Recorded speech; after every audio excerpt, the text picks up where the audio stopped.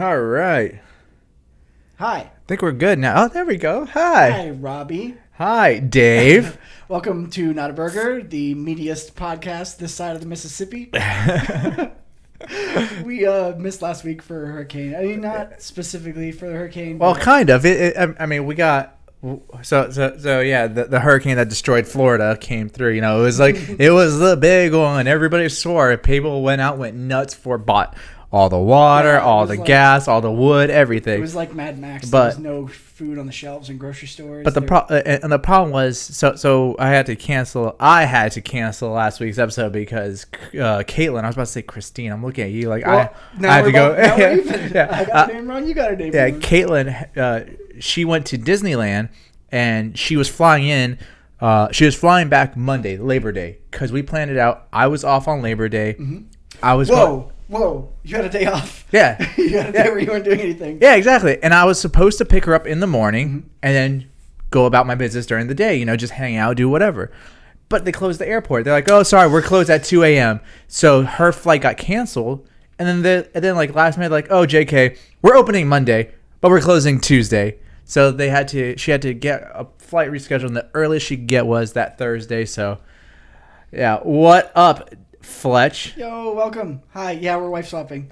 Getting their names wrong, and that's the first step to having an orgy is getting the name wrong of the girl that you're having sex with. Yeah. He came in and just like said as it was. I forgot what he said, but he said cat. I was like, cat? He looked at me and I was like, I was ready to double down. I was like, yeah. Yeah. Of course. It was like, no. Caitlin? Kate, yes. Yeah, I don't know, but some people who are Caitlin go by Cat, so I don't know. Anyways, I thought she was a cat. But anyways. I was sad that we didn't do it last week, but because like I said, I miss you. But I don't even I would miss have been me. excited to see you pull her on here and do, like, get her on the camera. Yeah, but I had to. So the earliest that she got here was 10 p.m.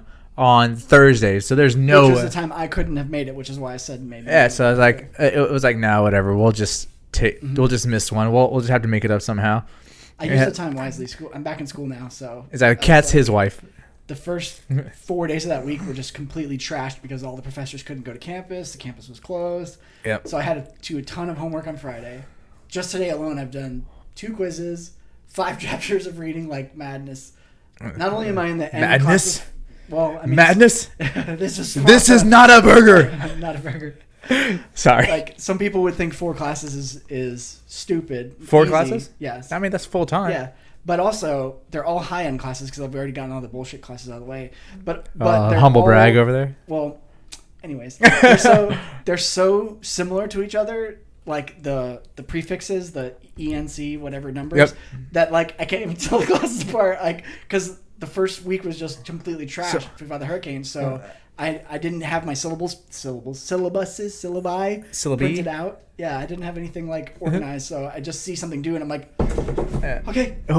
I had a nightmare the other night. Like I haven't been in college in I don't know how many years, and I had a nightmare that I missed I think it was either literature or a mathematics class, and I actually woke up fearing it. I was like, ran to your computer. I was like, oh fuck, I missed it. Wait a second, I'm not in college. I have that dream all the time. That terror might be the only thing that actually makes me a good student. Like, I'll turn in the fear of missing work like that? Basically, yeah. The fear of failing, like, people that have expectations of me. Because, I stay up way too late. I have terrible study habits. But I'll turn in a paper and the professor will be like, everyone look at David's paper. This is the example that I want you all to go off of. This is resplendent. And then they're like, oh. And then all the other students like, this fucking asshole. Yeah, but can you imagine how worried I was when the announcement to the class had my last name in the title line? Oh, yeah. Like, what the? Yeah. I thought I was on blast or something. But yeah, it feels good to like just barely like pull everything together right before the due date, and then having to be like, this is excellent work. I mean, that's how I get through life. Yeah. Just barely. Pretty much. It's funny. It's like there's no incentive to work any harder or commit yourself anymore if you're just gonna like,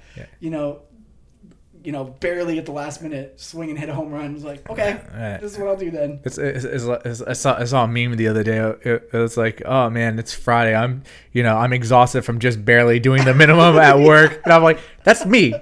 That's me every single day at work. Oh, my Robbi, it makes me so relieved to hear you say this because I consider you a successful person. So to hear you say that you're just faking it like the rest of us, is there's hope for me. So I have stuff that I want to talk about, but you know, I'll talk about this. So in my field, that like I've learned, if you do a lot of work, they'll give you more work. Yeah. So it's so when they give me a project that's like, okay, here you go, this should take you 2 days. I don't know, two weeks, 3 weeks, a month. I'm like, all right, yeah, sure. Let me get to it. I make sure I do it in that time, because if I finish it quicker, then they is like, oh, okay, cool, and then they start lowering the expectation. Like, oh, okay, well, he did this in 2 months. This was supposed to take 2 months. He finished it in 2 weeks. Oh, okay, so here, can you give us a turnaround of 20 minutes? Okay, so I'm not firsthand familiar with this principle. It was passed on to me.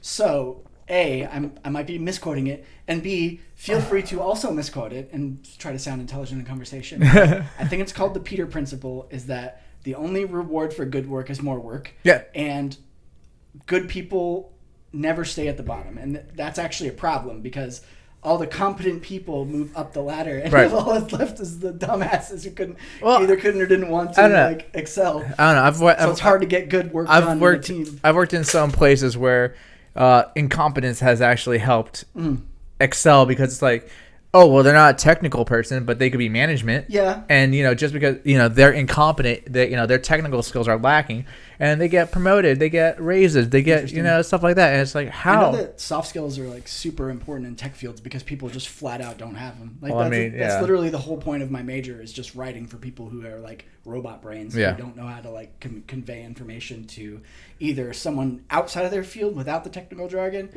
or just regularly face to face as people. And so you go ahead. I'm going to drink something here real quick because I lost my train of thought.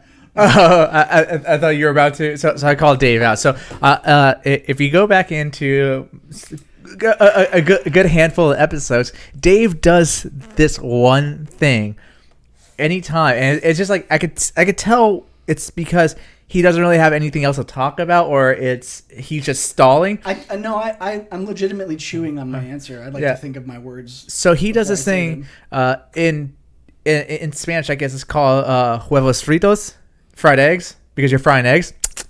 Is that really a thing? Yeah, I never heard that. And it's kind of it's whenever someone we're like. That's that frying eggs. So that's what Dave does. Anytime he's like he's stalling. He does that, and I've called him out on it, and I'm just waiting for him to do it. I'm not really a staller because I don't necessarily need time. My brain runs really fast, and I always have something to say, which a lot of people consider rude if you're just like waiting for your turn to talk. If you're waiting, not really listening. Come on, my turn. Exactly. But my problem is that I go so fast that I fall off the rails, that like I had like a paragraph of words picked out, and then I go in a different direction. Then I'm like, I thought I had a paragraph picked out. So one of the things I want to talk about, the mini game of this show is pointing out my many flaws. Drinking games, like every time Dave does something, we don't have enough time in the day to talk about that. We don't have enough drink. And then there's not enough time in the month for to talk about all mine. Yeah. Almost did it. No. I mean, there's many vocal utterances that involve your mouth. Like if you're disapproving, you can be like, that's like what the English call tutting. You can be like, yeah, come on. Okay, but so this weekend, over the past weekend, we had at my dojo, we had a belt test, and you know, I know some of the guys that train with me, they watched this, so you know, congratulations, you guys fought hard, you guys did well, but we were eating pizza afterwards. We bought pizza for all the people that were training. Oh hell yeah, man! I felt like garbage the next day. Was your dad punishing you by making you square up against so many people? No. Is that the norm? Is it like having one guy like? No, they had to fight 3 people. Oh, I thought they all fought you. They did all fight me, but they had 2 other people that they all had to fight as well. So it's not nothing. And just because I'm the highest rank there, besides my dad, they all had to go against me. But I ate 3 slices of pizza. I don't know the last time I ate 3 slices of pizza. I felt like garbage the next day. I was like, I don't even understand how I ate it. But something fell on the floor, and I picked it up and I threw it away, and we started talking about the 5-second rule. Mm-hmm. So that's one thing I want to talk to you about. Like, so I have one story that it was in high school. So one of the things, so I have limitations when it comes to the 5-second rule. Obviously, if it falls in the bathroom, nope, hell no. No. That's going straight to the garbage. Floor is like never really clean. Well, if food falls on the floor at my house, I know Wait a minute. Your house or your parents' house? Because if I would eat food off of your parents' kitchen floor. Both. You know, the tiles here in my house, they're just stained a certain color, so they look they have like that. I guess it's like it was like a 1970s thing, right. The kind of like a coffee stain kind of look. But I mop these. I vacuum it. Well, I use the Swiffer because I'm not true Hispanic with a mop and all that. The Fabuloso, no. But if it falls here, I'm fine. You know, I'll pick it up, eat it. You know, falls on the carpet, pick it up, I'll eat it. But if it falls in, you know, obviously, if it falls in the bathroom, no, fuck that. That's dead. If it falls in my work, I see the people that I work with, I would not eat anything off the floor there. So in high school, one time, and this is how it came up. We were talking about like the grossest thing. One of the guys talked about how he took a pizza that was on the top of the garbage and on a plate and just ate it. And was he okay? Yeah, it's obviously he still trains. I mean, he's still alive, you know. I don't know, thinking he died, but that made me think. I was like, you know, I have a story kind of like that where in high school there was a sub that somebody didn't eat half of it. It was a cut sub. Mm-hmm. It was in the container, so it was wrapped. It was a plastic container that like snaps shut, and they snapped it shut and put it on top of the garbage. I picked it out and I ate it. You know what? But is that? It's sealed. Yeah. It's even though it's on the garbage. Because it was sealed and there were no teeth marks in it. If it was just like cut in half and they didn't want the second half. Right, exactly. And you knew it was from that day because it was, you know, right, it was fresh. I saw them put it on there and I don't actually think that's that bad. On the flip side, I would almost never eat any food off any floor anywhere. Really? Like, as type B as I am and disorganized and like controlled chaos, you would think that I would be like less stringent about germs and stuff. No, I absolutely would. Yeah. Like I have cats. I don't want, what is it, toxoplasmosis that cats can give you? I don't know. It's like literally can be fatal, especially to kids and old people. So I don't want anything to do with like cat that just gives me more reason why not to get a cat. Yeah. Well, I mean, I love cats, but I'll leave you your own opinion. It's America. Freedom of speech. I'll allow you to bash cats as much as you like. Cats are the worst. Keep going. So I do have two stories about the topic, which we never introduced ahead of time, so we can keep it fresh. My brother and his friends were in the woods, and I don't know the guy personally, so I don't know his name because my brother told me the story. They dared the guy to drink a beer that they found in the woods while they were there. Oh, no. And the guy was in the hospital for like a week. Yeah, like that's so terrible. I can't imagine what it tasted like. All the yeast and everything. But there's also like wildlife getting added, and maybe like. But if it's in the can, so obviously it's a can just like this, and it's sealed, correct? Yeah. So no, it was a bottle. It was a bottle, but it was still like half drank and open like. Okay, but still in the woods. Oh, it was half drank and open. It was like Nope. I know, right? Can you imagine what it must have smelled like? I can't do smells like. I told my wife, I'm not. Well, they say it was. You're gonna figure it out on your own. Smell is half half of taste, pretty much. Yeah, basically. It's also a large part of your memory, oddly enough. Yep. I was getting my haircut today, and the haircutter was like, "Which one of you is wearing so and so cologne?" I don't know. She's like, "It was something my ex used to wear." Well, I've literally had that same thought process. Is that I've had that too, and I feel that like lurch in my heart from someone I used to feel strongly for. Like, right. There's a certain perfume I haven't smelt in I don't know how many years now, but for me it's Victoria's Secret Vanilla. Cause you a vanilla girl? No. I forgot what it was, but yeah, there for years after I broke up with my girlfriend from high school, other girls were wearing the same perfume, and yeah, it was just. What the hell? It just brought back I stuff like that. I feel that like endorphin, like that infatuation rush like just from smelling you. But Even 10, 15 years later. what was the second story? You said you had a second story So with the that. second story, I worked at an auto shop that was next door to I think it was a Taco Bell Pizza Hut combo. They definitely had pizza. And someone... The Mexican pizza. No, it was like a personal pan. It was a full-on pizza. It wasn't the Mexican pizza from Taco Bell. It was definitely Pizza Hut pizza. And someone in our waiting room had ordered one, left it on the coffee table, then their car finished, then they got in the car and left. And I was like, well, they haven't even touched it. It's brand new in the box. I don't know if it was like a trap that someone had set up as a joke or if it was actually from the day before and I never saw it get ordered or something. Yeah. But I was so violently ill from that pizza. I mean, it's Taco Bell. You just violently ill from that. There goes that sponsor.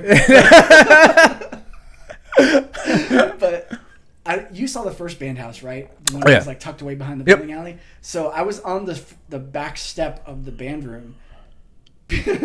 I couldn't go inside because I couldn't stop puking. Like, oh my God. Have you ever been in that moment where you're like, do I puke in the toilet and spray shit on the floor, or do I shit in the toilet and puke on the floor? Because I can't stop. And that was kind of the interaction. It was just coming out from both ends. No. I don't want to be disgusting. I wasn't coming out both ends, but I was throwing up so much that I literally couldn't go back inside. Like, just my stomach was just convulsing, and it was just bile, and I was just like, please stop. There's nothing left. Please stop.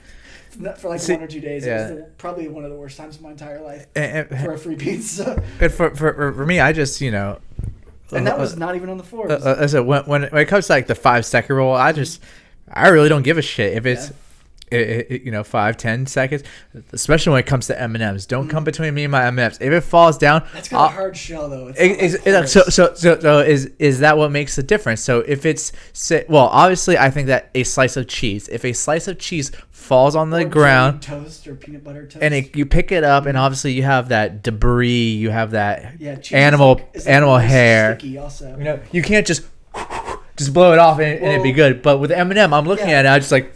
All right, rub it on my arm. Think about the shape of an M&M and think about it touching the tile Jesus floor. Christ, how big is that M&M? Well, I'm just talking about the shape, not the size. Think about it touching the tile floor. It's literally touching the floor at one point, the size of a micrometer. You know what I mean? How much really can it...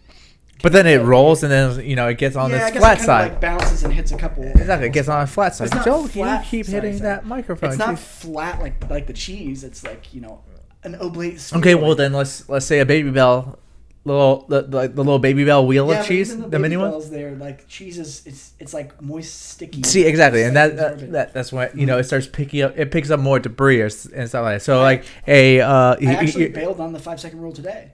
Really? My wife made ham with sliced pineapple and a cherry, and the cherry hit the floor and the carpet, and I was like, "This is a cherry." Yeah.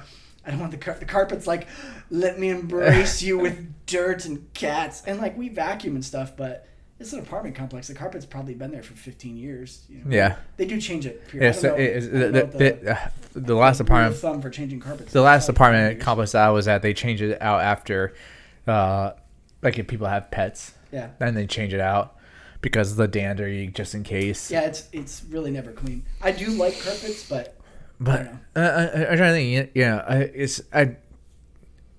I don't know, because the thing was, I think it was a pepperoni or something like that with cheese fell on the dojo floor, and it was just after we got done fighting. Did you save the pepperoni though?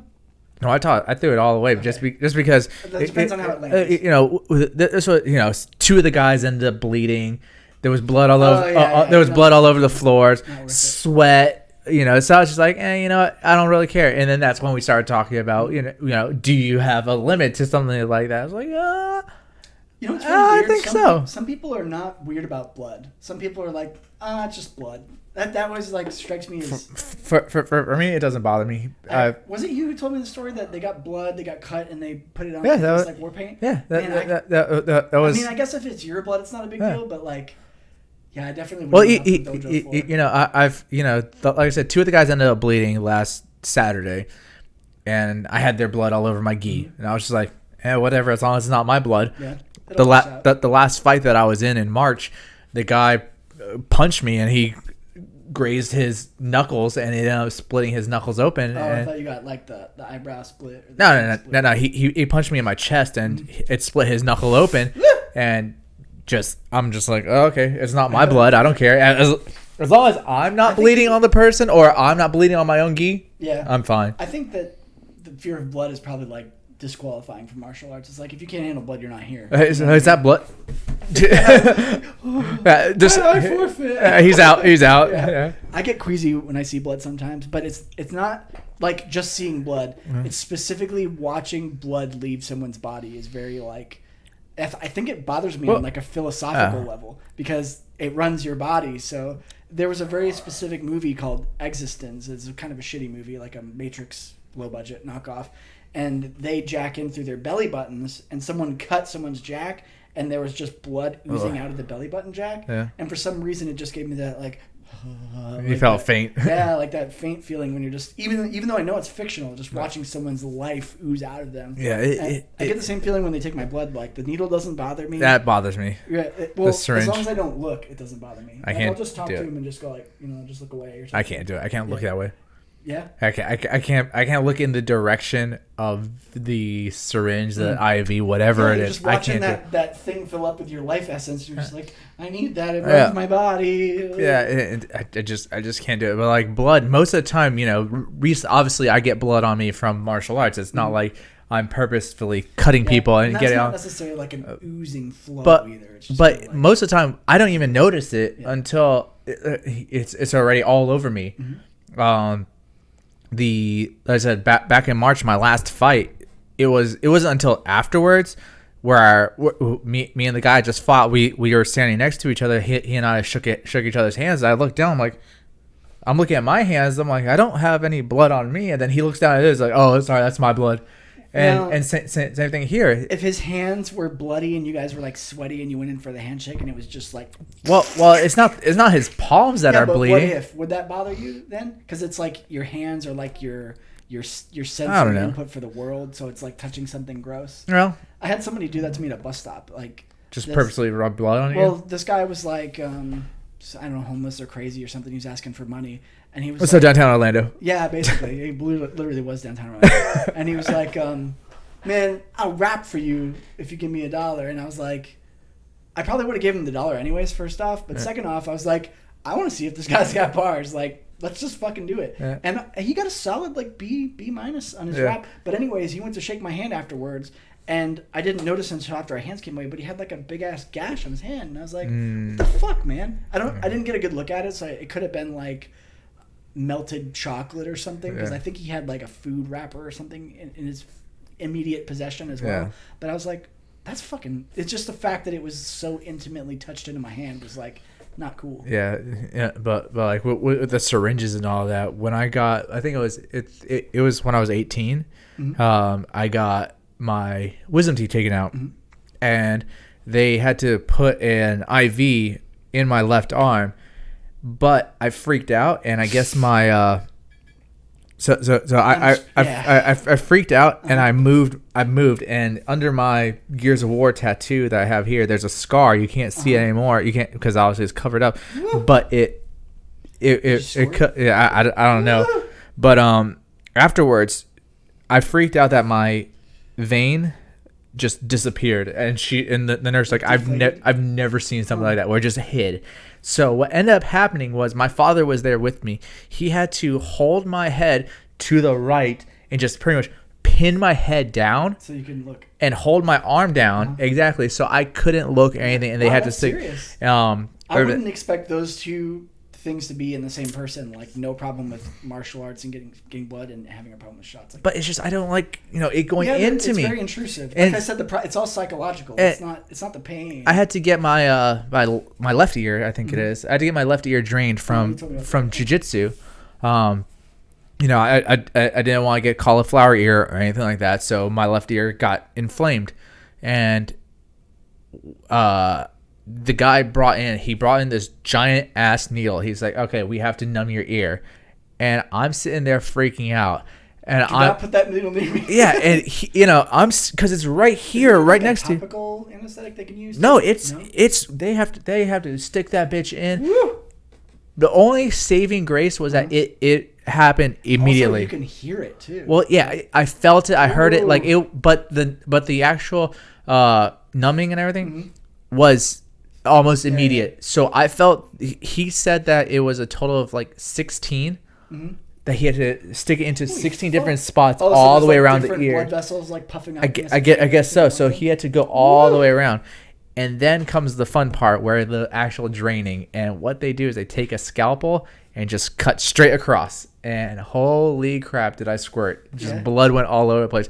But that part didn't bother me because it was already numb and everything. It was like an out-of-body experience. But the scalpel doesn't freak me out. Again, if it's a scalpel, it's just something with the syringe. Yeah. I've never had any interaction with a scalpel, at least not that I saw. Last year, I had a belly button hernia, and they put me under to operate on it.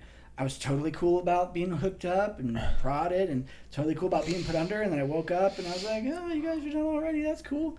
And they were like, do you feel nauseous? And no, I feel fine. And I went home and then I started puking for like 11 hours straight from the anesthesia.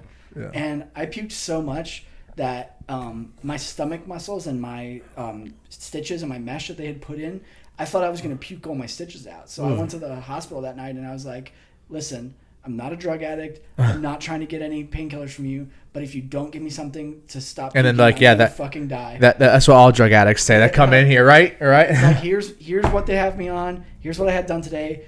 Please, if I puke one more time, I'm gonna fucking die because my whole muscles were just like, because they had just been cut. The whole everything had just been cut, and I literally puked for 11 hours straight. And I was like, this is not cool. I'm going to fucking die. Yeah. And I think that was the worst part of my recovery because if it was just like get cut, stay in a bed for a week, and then light rest the next week, I would have been fine. But it was this intense trauma that made me like, I was walking around like an old man. I was like holding my belly and to keep it from like jostling. And I was walking so slow. I was like just like barely tiptoeing across the floor so I wouldn't move my body at all. And that was like the most pain I've ever been in.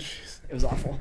Yeah, no, and you know, people see me, you know, have a whole bunch of tattoos. Like, oh, the thing that everybody always says, oh, we got all the tattoos, you should be fine. No, that's different. It's the tubular sucking. The needle is the needle on the tattoo machine is just going. Yeah. Up on the top layers of my skin. It's not going all the way in, like you said, sucking out my life force. You know, I had to give blood. I went to Southeast Asia and I came back. And I wasn't feeling well, so they'd start. You had some fucking Tsetse flu. I had no, you know, and I had to give a whole bunch of blood, and I'm sitting there. They had Ebola last year, so like if you went anywhere overseas, they were like freaking out when you got back. It was like the first question on any doctor's form. It was like, yeah, it was just everything. It's just I had to give so much blood, and man, holy crap, that is rain and it is coming down. Anyway, yeah, we're gonna tell you guys like exactly what a hurricane's about because Florida weather's pretty serious. We're like, it's like downpour outside right now. But yeah, and you know, I started thinking about it, and the thing is that with me and syringes, I think it's because I grew up in a military family, and we lived in England and Asia, and we visited a whole bunch of places that I had more. So when I visited Southeast Asia, I went on a college trip. And I had a whole bunch of vaccines that weren't like they looked at my vaccine sheet and like, holy crap, you are good pretty much for your entire life. You just need to get a re-up on a few of these, but you have some that people haven't needed in so long. Because at the time it was something. There hasn't been polio in like 50 years. Well, one was Japanese encephalitis, and it's not a required thing anymore. But at the time when I got it, it was a thing, and I think that's why I'm so traumatized to. You just had so many. In my younger years, I just had it, poked and prodded to get different things to move to different countries. Oh, that's a good point. Yeah. So now it's just in my mind. Very like regimented. Very like, okay, this is where we're going. This is what you'll need. This is the military. Right, and we went to the military hospitals, and my earliest memories of getting syringes, I just remember crying when I was. I think I was in pre-K, and I forgot where we were. I think we were moving back to the States, and we needed to get some shots. And man, I think I'm good at like checking out. Like I think I could do tattoos okay because I just check the fuck out. I don't remember having any bad experiences with a doctor. I remember I puked on a doctor once because I was drinking like tons and tons of high C. I don't know why. So I just went. I remember having. I think it was the Slimer flavor, the Ecto Cooler. And I was like, "Hey doc, what's up?" And he was like, "Oh," and I was like, oh, "That's weird." I always think the pukes that are like non-standard pukes are so weird because to everyone the puke is like, "Oh, I feel bad," but sometimes people are just like, I saw a meme where somebody's mowing their lawn and somebody throws a beer to him out the window and he hits it and chugs it like, "I'm a fucking tough man." He's like, "Yeah," and he starts walking with the mower and he's like puking the beer. He's trying to play it off like he's not puking the beer, like he's solid pounding the beer no problem on a hot summer day. I've seen it's just like the weirdest thing to me because one of my old roommates. I don't know why. I was thinking about why did I let him drive? We had just left a local bar, and we would just pound a whole bunch of beers, and we're walking through, and he was like, "Yeah, man, I'm good." All right, we're good. Just while we're walking through the parking lot, just quick vomit. He's like, "All right, I get us home." They're just taking the edge off. They're like, "Let me just puke a little." Yeah, and he's like, "All right, I can drive us home." What the fuck just happened? That's so weird. One time when me and my brother were junior high age, like rebellious kid hijinks, we were drinking, I think, vodka, and he had just eaten spaghetti. So it was like 6 or 7 people at this little party, and he puked black bile with spaghetti in it. Oh my God. It was like right next to me, and I was like, "You fucking ate spaghetti." Just comes a hole. Oh. Yeah, it was rough. Yeah. Other people puking is usually rough. I remember specifically in first grade, one person puked, and it was like dominoes. It was like somebody would see. Yeah, people have that, that gag reflex where either the smell, the sound, and it's texture too. Well, I mean, cool. Nobody's gonna touch it. I mean, I've accidentally stepped in puke barefoot before. Animal puke. Oh my God! I got a story for you. Here we go. We're just going down the whole rabbit hole here. So my ex, we were in California. We went there, I think for my birthday, and we were hanging out there, and she was just a miserable person to begin with, so like negative about everything. And then, ouch! Tell me how you really feel. And then we're leaving California. I don't even want to ask who it is. Oh, you know who it is. I probably won't do that. I don't want to. And we're leaving. We're getting ready to leave California. I rented a rental car for us. I can't lie. I'm that person. Sometimes that person who's like, "I'm tired. I'm miserable. I'm hungry." Yeah. We had a flight early in the morning. She was very miserable. I think she was hungover and stuff.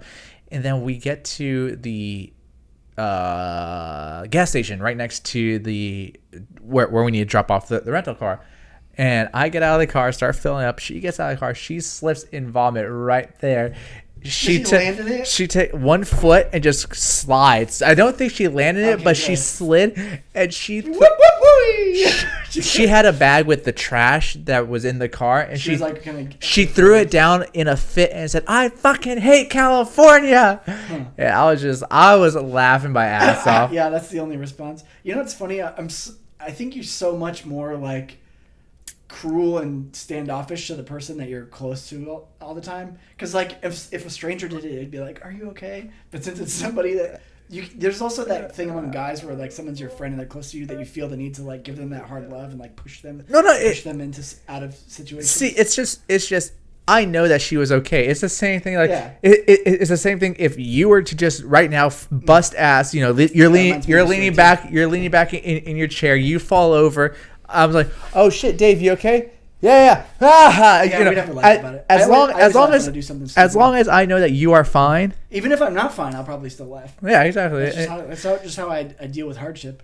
I was at a crosswalk, and sometimes I like to just walk to the gas station just to get out and enjoy the trees. It's kind of a nice area. And at the red light, there was a crossing guard for, I guess, a school or something. And this big fat ass on a motorcycle stopped at the red light and then like didn't put it down wrong or didn't put his feet down wrong and did like a fat guy tumble. Oh like my God. Like a roly-poly tumble off the motorcycle. It was a big motorcycle too. And then he was like having trouble getting it back up. And the crossing guard, instead of like reacting like he was a human nearby, was like detached from the scenario, just takes his phone out and starts filming. Oh my God. God. The crossing guard is like a 60-year-old guy. You wouldn't expect that world star behavior from that's not right. Guy. He should at least have helped him out. It was so weird because it happened so fast. I'm usually that guy who would be like, "Oh my God, let me help you," because I've pushed strangers' cars on the side of the road, like to the point where I actually injured myself doing it. I pulled something in my leg, which was like never the same after pushing this guy's car by myself.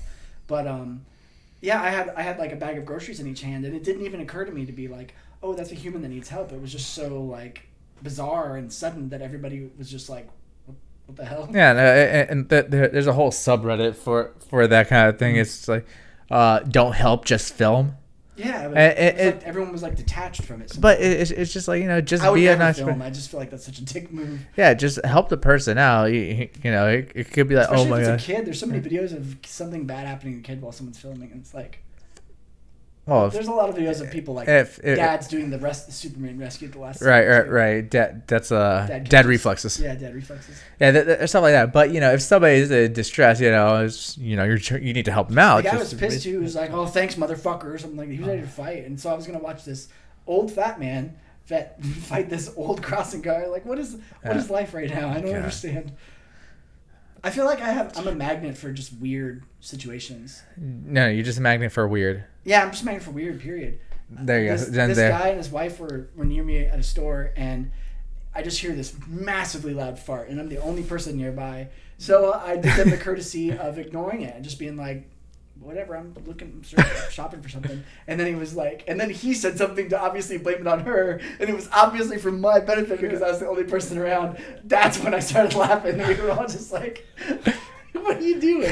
It was so loud. It was this guy had to be at least like pushing 300 pounds, and he was like, "Ball." God. And that's when I realized that farts are actually funny. Like, it's really stupid to see some slapstick movie where they put in farts and they're like, "Yay!" or some stand-up whose routine is really tired and he has fart jokes in there. Yeah. But farts in person are pretty much the same. I mean, they were funny in the age of Shakespeare, and they're still funny now. It's tough when you're in a serious situation. Yeah. It's so. I've had it's just so primally ridiculous. Like years and years ago, I did yoga, and there was somebody in the front. Yeah. Just let one rip, brings it out of you. And she grabbed her stuff and left. I don't know. I don't know if she had to wipe it or whatever afterwards, but she can't handle the shame. She's like, I'm out. Exactly. It's just she just grabbed her stuff and left. It's funny because like people would still have the doubt of who it was and just like kind of like let it exactly. Leave. And that's she confessed by leaving. Right. Like, that was me. But then there's also it would be so funny if she owned it. Sorry, I don't mean to cut you off. No, it's like, it's not. Yep. Then the other thing that for me at least it happens. It doesn't happen to me, but I see it often is jujitsu. And I'll put somebody in an awkward position where it'll push down on their diaphragm, it'll puch down on their stomach, you're doing and some crazy like legs over the head.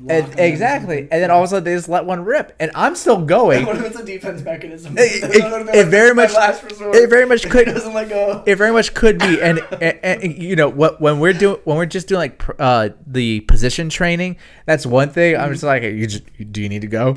But when we're sparring, I'm not stopping. I'm gonna keep going. They feel ashamed. So there's like, there's been one guy that he was like, oh, sorry, didn't mean to, and he's like trying to like awkwardly kind of like shrug it off while I'm trying to like choke the hell out of him.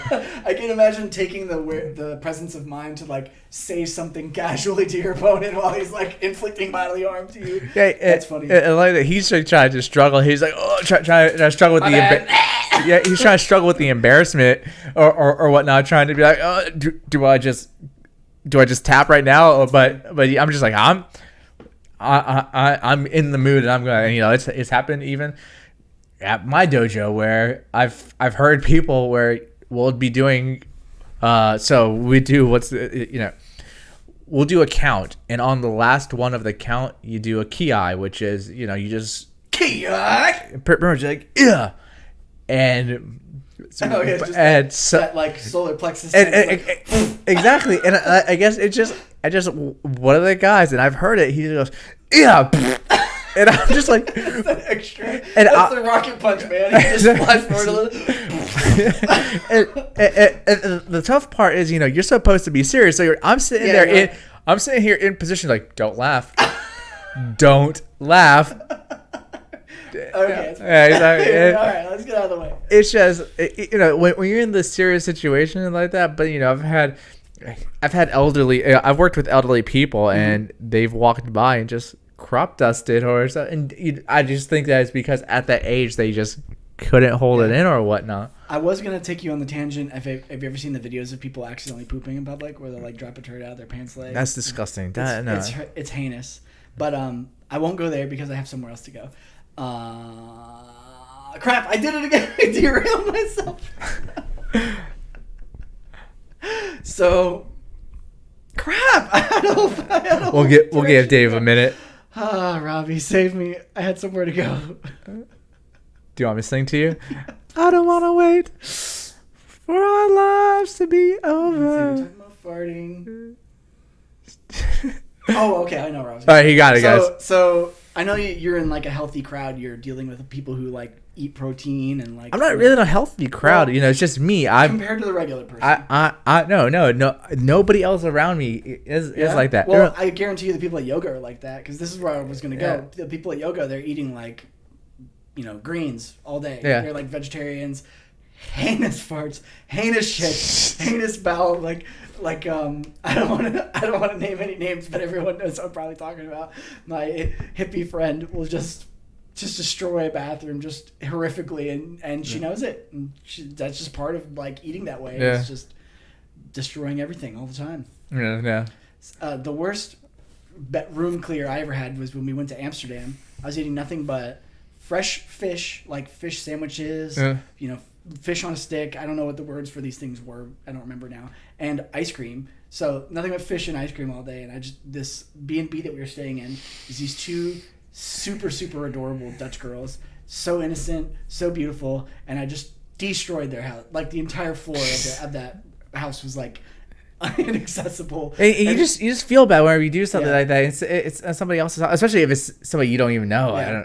But also the plumbing situation in most of the places I've been to in Europe is kind of weird, because first of all, most of these buildings were there before plumbing was invented, so it was kind of added on as an afterthought. So toilets are tiny, water flow is tiny, flushing, might be a little string off the ceiling, or who knows, some whatever weird setup they have in different countries. So I always feel like these toilets are insufficient to deal with me and my fucking tourist diet of just the most random nonsense. Yeah. Amsterdam was fun. I mean, I didn't do any of the standard Amsterdam things, but sorry. You just did it. Listen, we're gonna have to. Yes. It's gonna be a slow process. Yes, so that's the thing I'm not allowed to do. No, I'm not saying you're not allowed to do it. Well, I mean, I'm obviously gonna try to curtail myself. I've just noticed that you do it on all of them. It's just I don't know. It's an involuntary thing. Yeah, but at this point, I feel like I'm adding a flavor to the conversation. Like there's a certain something that you're giving to a certain French. Like, I don't know what, right? Je ne sais quoi. Like that joke was a super tasty. Let me save it. Yeah. Delicious. Anyways.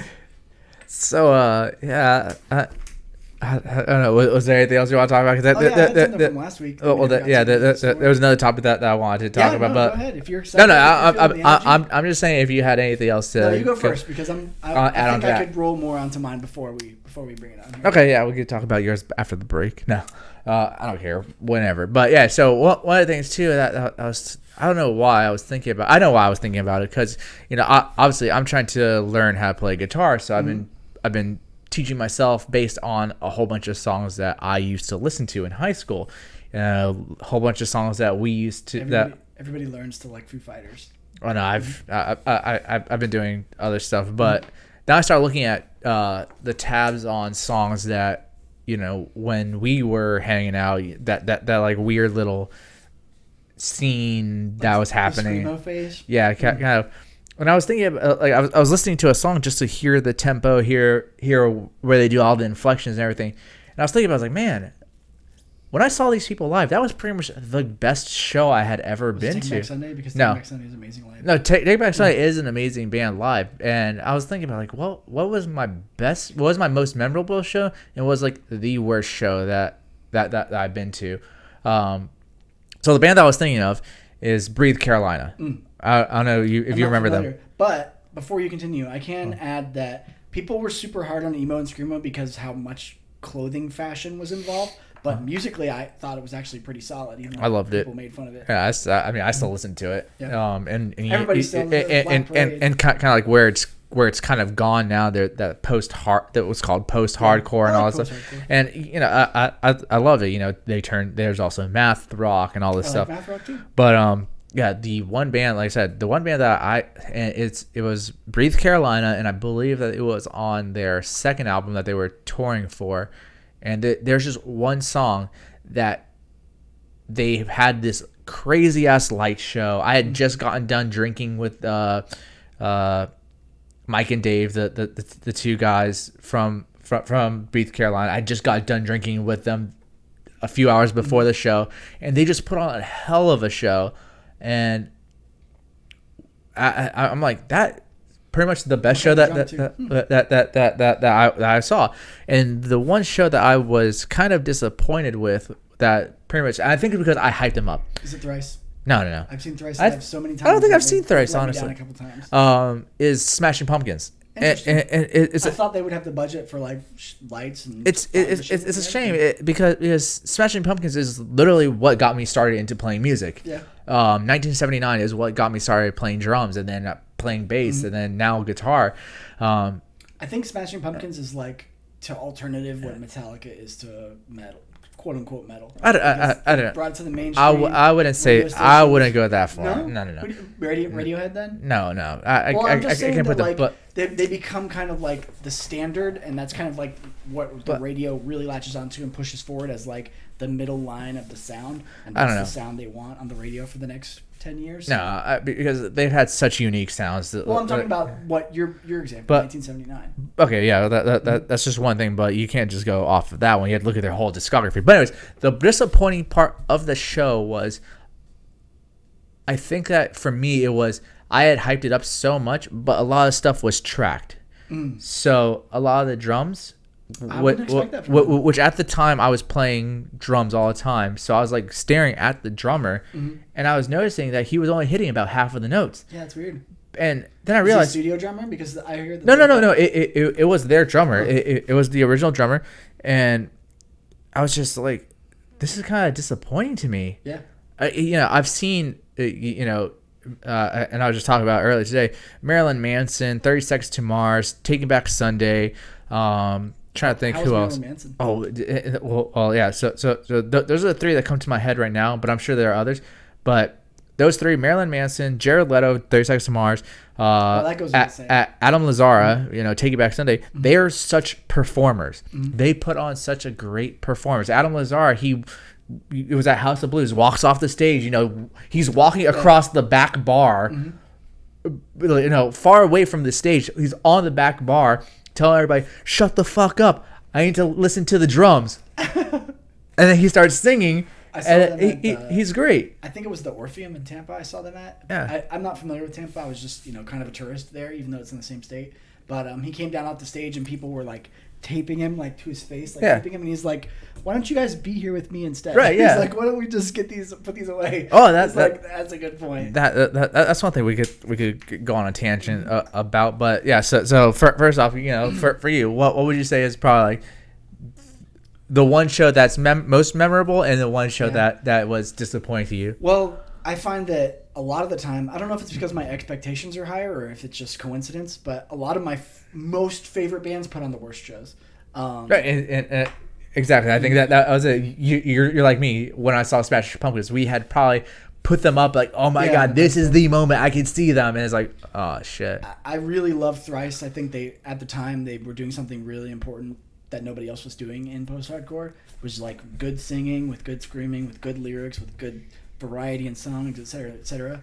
And a lot of people since then have ripped off the kind of riffing that Tepe does with his guitars. It's like these like really spacey up and down wave rides. Yeah. But they're for some reason live. I don't know if it's because they don't sleep or they're on tour or what, but I've just seen such a lack of energy. They all just kind of stood there and played their thing, and the sound was kind of bad, and I couldn't really hear. Well, the venue also. Yeah, I've seen it at like 3 or 4 different venues, and it was always just kind of like. Maybe it's just their sound engineer thinks it sounds good to him, and then it's like. I don't know. I really don't know.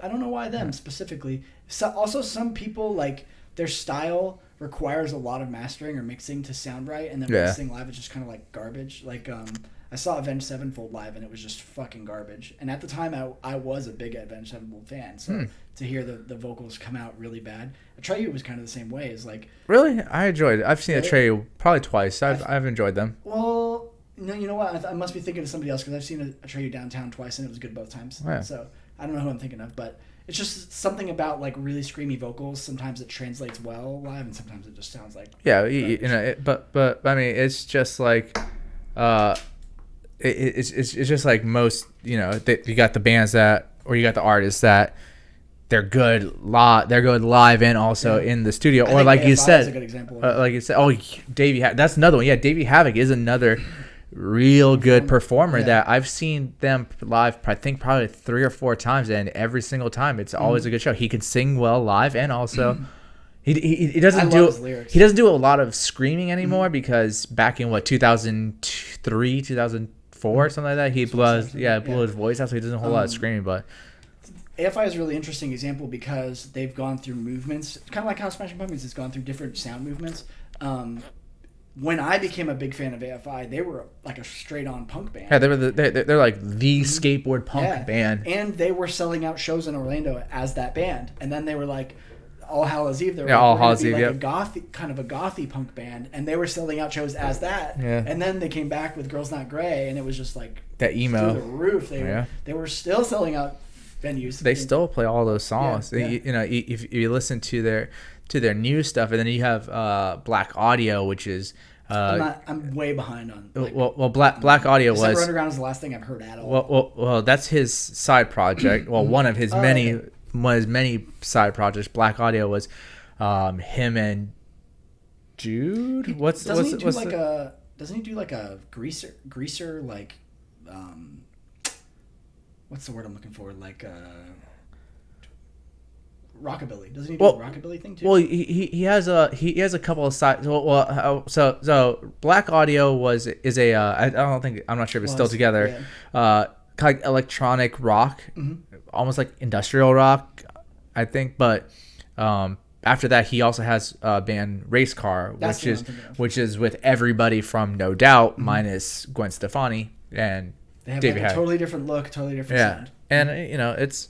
Again, I think he's an interesting guy. I enjoy it. In high school, first of all, I was like combat boots, fucking shaved head, dog collar, spiked dog collar. God. I was like full on white power shirt. No. I was full on like street racist. Sorry, you canceled. I'm canceled. You went there with the shaved head and combat boots. No, I just had to throw not skinhead shaved head, like military. I actually used to have people ask me if I was in the military because I had like green cargo pants and combat boots and a shaved head, and I was like, no. Yeah. But anyways, I was like a scum punk, like a crust punk, and I was the only one. Like not just in my grade level, like in the entire high school. Like when the later grade level kids came in, and there was like 3 or 4 punks in their friend group, they were like, oh, the original. They were like, he was the older, he was the only one for so long. I was the only kid in the entire school allowed to wear my wallet chain and my studded dog collar because I was in like gifted AP honor roll. They're like, he's fine. He's not gonna hurt anybody. And I was in TV production and I put AFI on the announcements and I was like fuck, quiet music that everyone's gonna like. I was like, this is my show, and it was like, boom, like sorry. Yeah, it vibrates all the way through the microphone. Well, that's the whole point, is like to show everybody how outrageously loud and obnoxious it was to blast into people's faces at 8 o'clock in the morning when half the kids listen to rap. Fletch wanted to correct you. It's called a buzz cut. Oh yeah, thank you.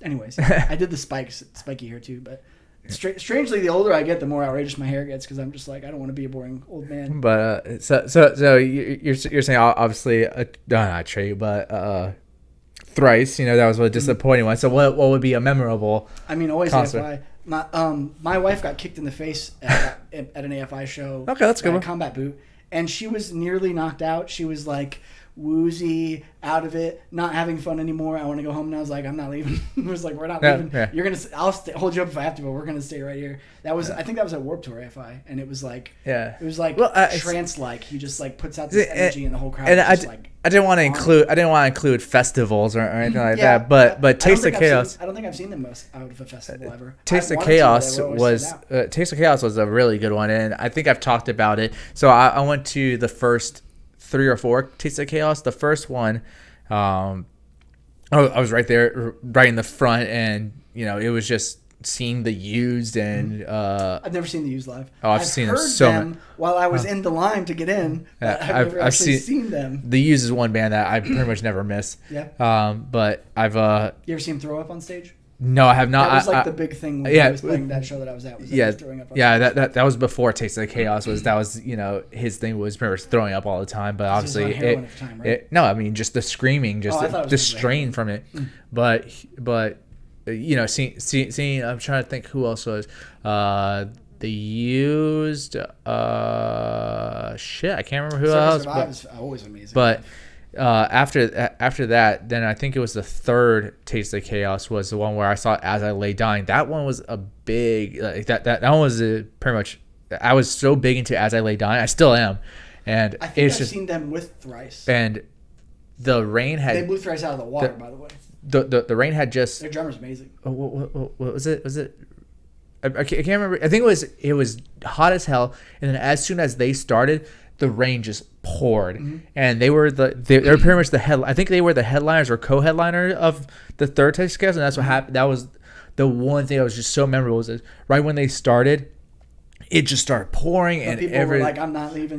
We were all just moshing, and it was just nuts. I've been in a show like that. I think it was Death by Stereo. Not to age myself, an older punk band, but everybody was like, "Nah, we're not leaving." Yeah. It looks like Adam's talking about how his wife got kicked in the head at an Incubus concert. How do you get Incubus? They don't seem like that kind of a band. I would love to see Incubus live. I think they probably have good energy. It's always about the front man. Like if a band has a good front man, they have good energy. Yeah. Like was it Brandon Boyd in Incubus? He's like really interesting guy. They have one song that I just listen to all the time. Megalomania? That song drives me crazy. That song's great, but no, it's a Aqueous Intermission, I think is what it's called. Sing it for us, Robbi. This is a music podcast. No, I can't sing, but they use I forgot what it's called. It's a Japanese stringed instrument. Shamisen? No, it's not shamisen. It's I forgot what it's called, but it just starts out with waterfall and starts out with the plucking, and man, it's just such a beautiful song. If I heard it, but I can't think of it. It's such a beautiful song. It's about 10 and a half minutes long, and I just listened to that one song. Man, 10 and a half minutes, that's intense. Yeah. I was actually thinking of, I think I mentioned it to That's you. what it's Aqueous Transmission. Thank you. Yeah. I think I mentioned it to you that I wanted to play like anime covers. And then I was looking at the videos for them, and I'm like, these songs are 8 minutes long. Like you hear the little quick cut version of it for the animated sequence, but then you hear the whole song. And holy crap! If you look at the sheet music for the bass, it is all over the place and just so technical that it's just same with the guitars. But we could play a dumbed down version of it. Yeah, But think about all the Japanese I would have to learn to say these like. I would not just phonetically learn Japanese just to do these big courses. Yeah, but it'd be fun. So you mentioned something about Take It Back Sunday. What the hell is his name? Orpheum? Adam Lazara.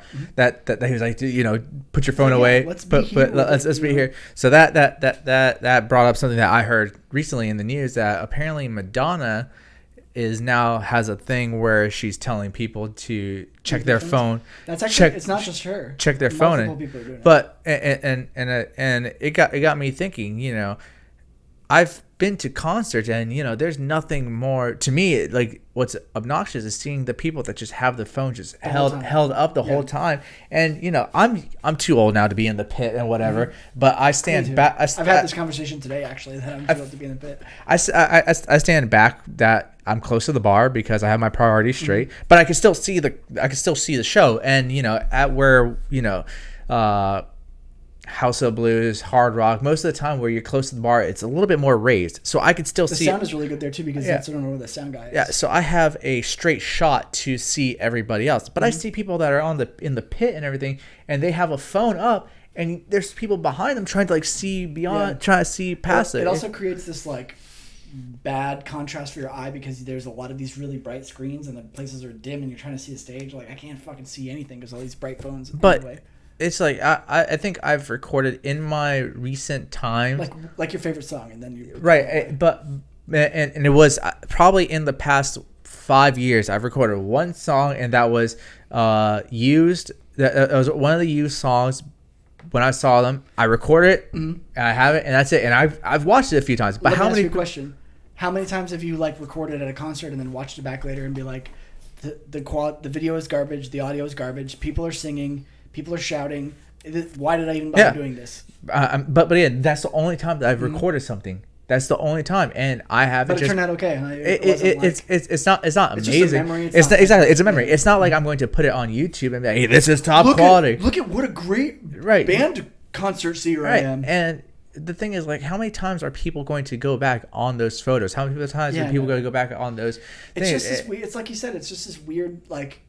It's almost like a war reporter. Like if I'm here, the camera's here, and here's the event. It's like I'm not really here. And some of the people do it because they want to post it on social media. Like, hey, look at where I'm at that you're not. Yeah, that was a really big thing when we were like, not just when we were playing, but when we were going to shows, because everybody was like, a lot of girls had the delusion that they were like some kind of promotion company, so they would make like a MySpace that's like, so and so promotions. Here's a video of me at a concert. Yeah. It's like, what are you doing? They all just wanted to be like in the music industry, even though they were just like groupies. Yeah. Oh yeah. I remember a lot of those at Firestone and that. It was like a thing in our area. I don't know why. I guess because we're in like a kind of a touristy, promotional-y area. Yeah, and so I started thinking about it, and it's just, I agree with it to a certain limit. I don't think that we need to check the phones in at the front. Be like, okay, give us your name, your ID, or whatever. We'll put it with your phone. That way we can match you. Oh, okay, Dave. Okay, here's you go. Here's your ID and your phone. Yeah. I wouldn't say go that far, but I think we should, as a musician, you should tell the person, hey, you know what?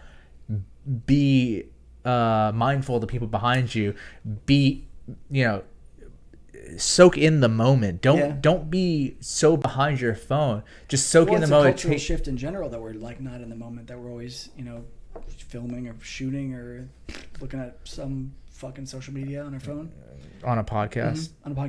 But it also it's worth mentioning too that as a musician, sometimes people who were at the show would take a bomb ass photo and you're like, I'm so glad you took that photo because I don't have any photos. Exactly. And that's the flip side that somebody takes a good photo. I know that there was a few times that you had some good photos that were from cell phones. Yeah. That was from somebody with a digital camera at one of the bars. They had a digital camera that took a photo of you. I was like, okay, that's a really good photo. Yeah, this is a memory. Again, I said a memory. But at the same time, so I think that taking a photo here and there, that's one thing. But again, holding your cell phone up and recording Nobody's happy about that. And it's not only musicians, not only music, it's not performances like that. I've been at Disney where there's like a stage show or something. It's yeah, like, look at the fish, exactly. Look at the lion. And there was literally this past weekend, Caitlin and I went to Hollywood Studios, and they have a water light show going on there. This lady in front of us had the flash on her phone on while she was on a video call with her mother. So she was in front. Luckily, she was in front and to the side of us. It was a descending seating, pretty much. So yeah, like stadium seating. Yeah, stadium what if you were like, "Come on, lady," and she's like, "She's got cancer." And you're like, that's one thing too. I've seen people at the Magic Kingdom with they have a selfie stick and they're recording the entire fireworks show, and it's just like, you have this selfie stick that's blocking people's view, and just put it away. Just enjoy it. I think that's just why people oh, this isn't a new thing. People just hate that tourist mentality of just walking around like an idiot with a camera. It's just kind of like you're just a speed bump for everyone else that's trying to like enjoy or who just lives there and who's trying to go about their day. And that you know, people are trying to be influencers, people are trying to be social media people. And one of the things that I saw, I was at Magic Kingdom, or not Magic Kingdom, Hollywood Studios, when the new Toy Story Land had just, I'm not sure if it was brand new at the time or it just opened up weeks before. Mm-hmm. But I'm sitting there waiting for Caitlin to show up, and this family rolls up. She has a stroller, has 2 kids in it, and I think her friend, sister, whatever. Doesn't matter. Not relevant. Sure. But the kids get out of the stroller, and she's trying to pull out her GoPro camera or her phone. I'm not sure, like something on a stick that she could record and go live.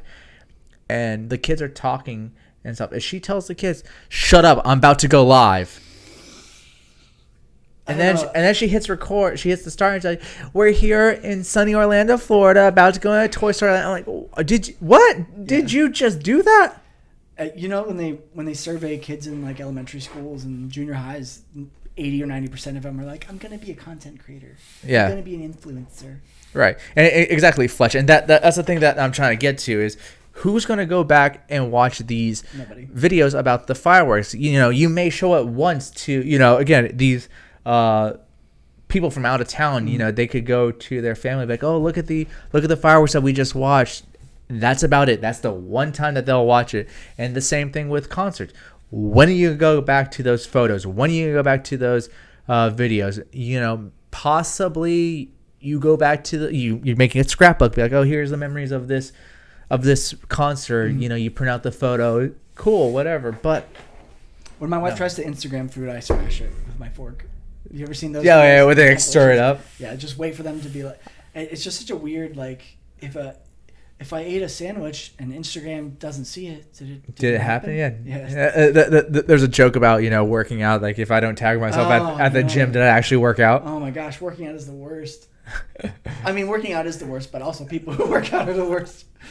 No, I'm just saying that people who do that. Okay, I've seen people taking up machines when I used to go to the gym all the time.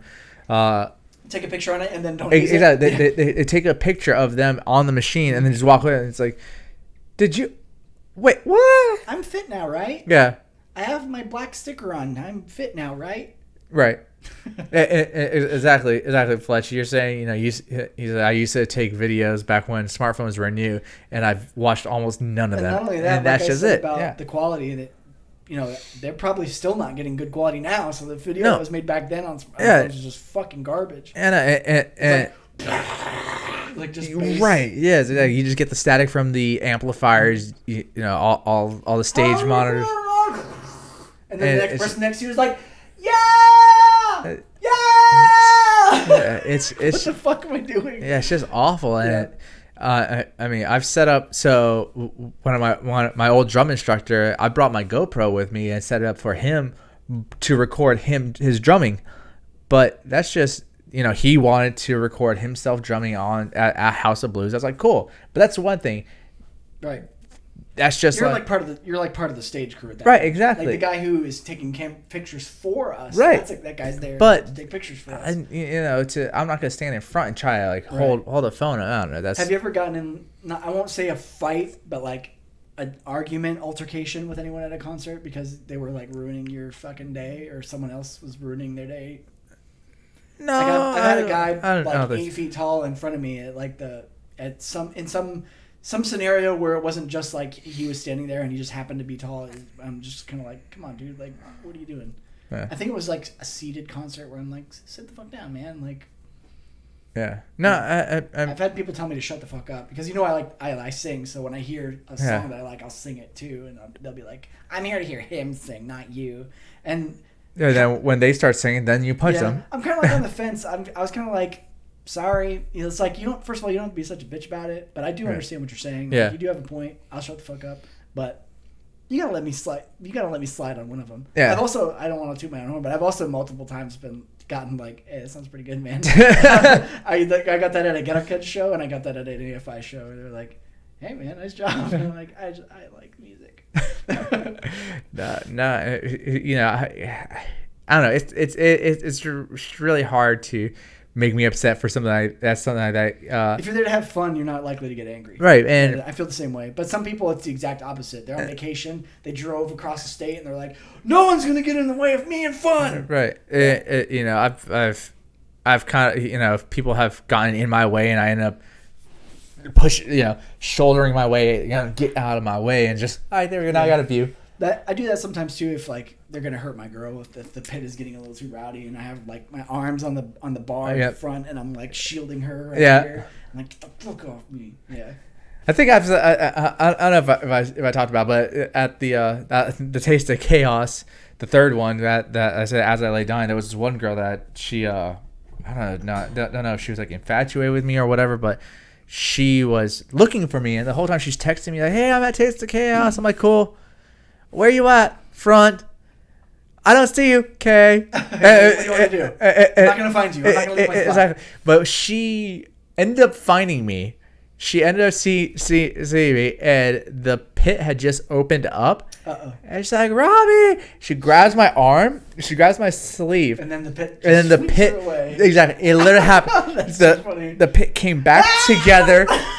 She came back together, and she ripped my sleeve. Ooh. And she went flying back. And that was the last I saw of her. And then I had one sleeve on, one sleeve off. Did you like the shirt? Oh, I did. I love the shirt. Everybody always dresses their best to show up. It was one of my favorite skateboarding brand T-shirts. It was the only shirt that I had from that brand, and I saw the other sleeve. What? Sure. Can I guess what brand? Sure. You won't guess it. It was a smaller brand. A-Team. Nope. No. Okay. Nope. Mystery. Yeah. Machine? Mystery. No, just Mystery. No? Oh, I never heard of Mystery. Yeah. But then I was driving home with my buddy. We were going to a party afterwards, and I was just like, well, shit, I have one sleeve. Rip this one. And he just ripped the other one. Now it's a shirt. And exactly. And I was like, all right, there we go. Now I got sleeveless shirt. I wish I knew how to rip shirts better.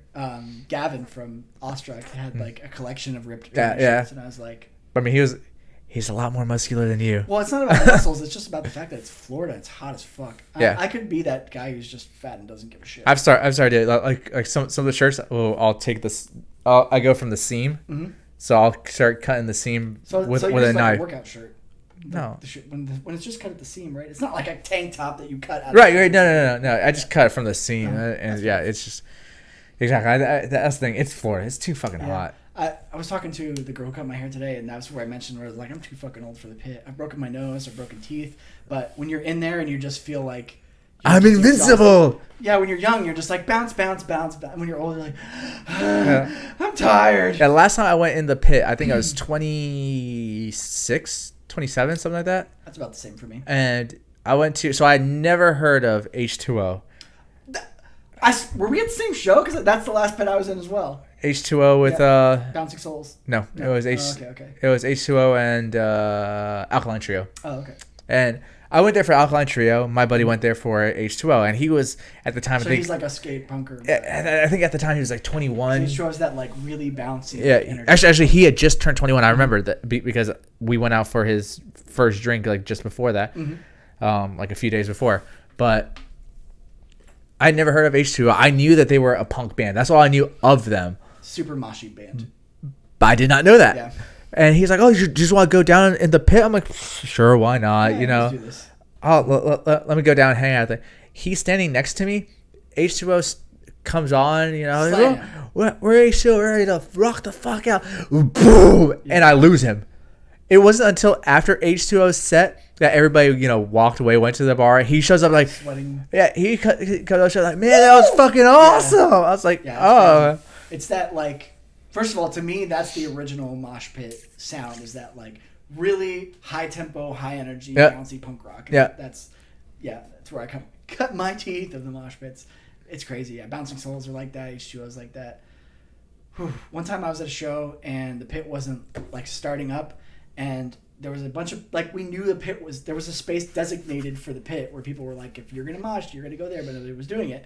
So I walked around the edge of the pit. More like ran and took the hats off of everyone who had a hat. Oh my god! And just had a bundle of hats like this and ran into the pit like, if you want me, you're gonna have to come into this pit. And this guy bear hugged me off the ground like a cartoon, like picked me up. Like Zangief. And my face was like up to him, and I just went.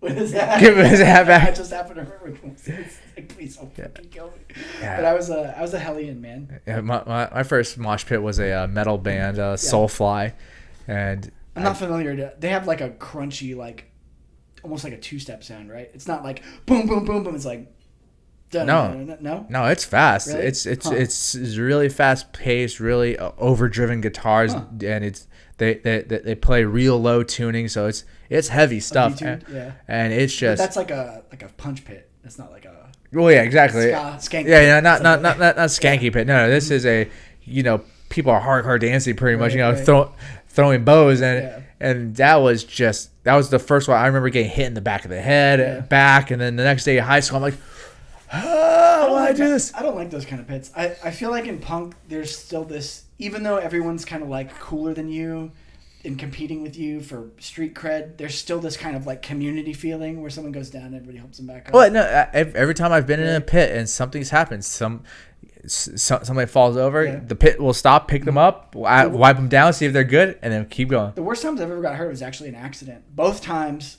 it was either I was helping someone up or they were getting up and didn't notice me and their head hit me. Like one time someone's head hit me in the chin and my jaw snapped shut and the points of two teeth went together like this. And the point of the top tooth shattered. And then another time, somebody was getting up and they headbutted me right in the nose coming up, and I felt that like sound of like the bone cartilage against bone, and it was like a little bit bloody, and I was like, I think I just broke my nose. So yeah. So Fletch, his first pit was Mudvayne. That must be crazy. They're on tempo. Central Avenue downtown. I'm guessing is that a venue or was that actually Central Avenue? Like outdoor. Outdoor. That's what I thought. Yeah, man. They do like Florida Music Festival and stuff there. Man, no, yeah, and that I'm sure that's when Mudvayne was big. Yeah. And that Berber Dang. I don't know if you've seen that meme. Oh, it's like they changed the words wrong on purpose? No. Berber Dang is the dig, that song. And just the bass. Berber Dang. Exactly. That's how Berber Dang, Berber I guess Dang. I know of it. I don't remember it, but yeah. Makes sense. A lot of those like metal videos are very memeable just because you can never tell what the fuck anyone's saying. Yeah. Or the Metallica one that's like, give me food, give me fire, give me da. Give me fuel, give me fire. It's like it says whatever you want it to say. I know what it means. I know what it actually says. It's just like that. The Papa Roach, Last Resort. Cut my so like that. There's one. Cut my rat into pieces. This is my lab report. And just like a whole bunch of just different meanings like that. I grew up listening to Weird Al, so that's almost my instinct when I hear a song is like how I can parody it. And I used to do it just for the entertainment of people if we were like drinking or hanging out or whatever. It's like, what was it? It's like, I want to heal, I want to feel, I want to eat electric eel. Oh, God. All those songs are so... Linkin Park. I was like, what song is that? That's Linkin Park. Okay. That's all of them. I bet he's good live. Well, he's not good live now. He was. Yeah. But I bet he was. Yeah. He was one of the few people who had like a very interesting way of singing, love it or hate it, and sounded just like that live. I saw them live. It was AFI, 30 Seconds to Mars, and that sounds like an expensive ticket. And Linkin Park. I didn't care. I didn't care. That sounds like a good show. It was in Tampa. We drove. What venue? Wherever the Yankees play over there. Also, it's like a stadium show. Yeah, it was wherever their spring training stadium is. That's serious. And yeah, man, it was a damn good show. It must have been AFI at their peak because otherwise, I don't think they could like get onto that ticket. Yeah, cut my life into me just like a pizza pie, pepperoni and onions. I'm waiting for the next one. Anyways. Okay, yeah. Yeah, I love onions, but anyways. Yeah, that was a hell of a show. But the thing that sucked was we got there and the line for the was it will call or I can't remember what line we were in, but that line was so long and they were slow to let people in because they had to do security check and all that. Right. We didn't end up seeing AFI until the last few songs, but while we were in line, we could hear it. Right. We just heard them. I can't tell you how many times I've been in that situation. I've heard The Used like that. I've heard Brand New like that. I don't know if I've ever actually seen Brand New live. Like I've been to their shows, but I could never saw them. Yeah. Like, I could never either get the people I was going with there early enough or what. But I like brand new. I was waiting for the I'm not gonna do it. for the egg fry. That's the first time I've ever heard you use a Spanish phrase. Do you want to take a quick Yeah, we'll take a quick break. break because I use the little girl's room? Yes. So we will be right back.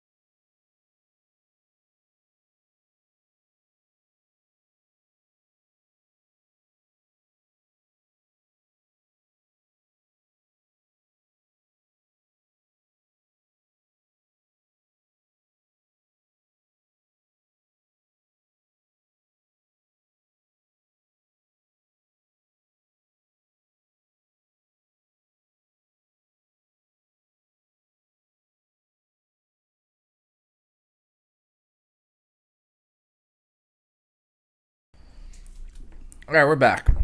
We're back. Yeah. And we're black. And we don't need no man. That one fruit fly. Yeah, he went right inside my ear. Yeah, he must have brought it in here. So we're back with a fruit fly. Yeah, our special guest, fruit fly. Where'd you go? There he is. He is on the microphone now. What does he have to say? Ah! Did you go in your ear? No, I heard it. Yeah, I swear to God. He's attracted to the dark. I don't want to. He wants to lay eggs. I don't want to hit the microphone, but he keeps landing on my mic. Good looking out. He wants to lay eggs in our sweet, sweet brains. I'm going to have to mute the mic. If he lands on here one more time, I'm going to mute this and I'm going to slap the shit out of it. So anyways. So Robbi. What's up? So last time during the hurricane, I didn't get to bring up my little topic. It's not a big topic. It's a little topic. I was at the grocery store, as one is wont to do. I don't know what that is. Someone, I don't eat food. Someone had left something in my cart that I didn't know existed. Oh, hold on. Talk about leaving something. What? Fletch, if you're still around. No, he knows. He told me I was an asshole. Okay, so never mind. Here's the thing. We talked about the lunchbox. I was like, yeah. Then, like, I just casually, you look in your car before you get in it, just by reflex, just kind of like look. You see in it. You're walking by the window. Make sure there's no killers in it. Well, I usually enter my car from behind because I park in and I have to walk towards it, so I have a lot of time to look at my car. Yeah. I never saw it. I never was like, oh, I have to remember to get the fletch. When I did end up seeing it, the way that it was positioned was like it had been staged there, and I hadn't seen it there before. So I was like, how the fuck did this get in my car? Yeah. That's why I freaked out and like threw it away because I was like, I don't know what this is about. I don't want anything to do with it. And I guess there was just enough time had passed that I'd totally forgotten that there might be other people's things in my car. But anyways, I did look inside it. I don't think there was anything in it, so I don't think he's pissed at me, unless it had like called you dick. Sentimental value. But anyway, the thing that was left in my cart was breast pedals. You ever heard of breast pedals? Yeah, the there it is. Yes, I have heard of it. I have seen them. They are the little sticker things that so that you could go braless. Why did you know this was a thing and I didn't know it was a thing? First of all, why does it shaped like a flower? Like, I don't know. Why did they go with petals? The whole concept is just so strange to me. I see them at Target. They sell them at Target, and you know I've seen them in other shapes. I think that they're just called like petals. Like a big work bandage is just like. Yeah, you know, there's a circular ones. There are the ones that shape like a flower. I think there's. Wouldn't it be weirder to see a flower under someone's shirt than to see their nipple poke out? I'm a guy. I don't care about my. But I can see why. It's not really to prevent the nipple from poking out of the shirt. It's just so that way if there's the shirt were to move to the side, boobs not nipples not exposed. This concept is just so foreign to me. Yeah, it's like pasties. Yeah, basically. Yeah, that's. But I don't think of like women going to the store and being like, how am I going to handle my tits today? What tit products do I need today? Well, tit accessories. And I'm trying to think. Was it? I'm trying to think. Why? Oh, I know what it was. I'm surprised that but like I've lived with girls almost nonstop for the last 15 years, and I've never seen one. I had a costume one time where I was actually it was an Aladdin costume that I went one Halloween as I went to a Halloween party as Aladdin, and I needed it was like open because his top isn't buttoned or anything like that. It's open, but it just like I didn't want it to be like, hey everybody, what's up? I got little tarantulas. So my ex at the time, she gave me the tape, and it's double-sided tape pretty much that goes along and holds it in place. And that's another thing where it's like again, they you want to wear something like that where it's like open cleavage kind of deal, but so you put the double-sided tape on the dress or on the shirt on the top and just put it to your skin. So it's kind of like the same thing, it's not. It's he does so much more about titties than I do.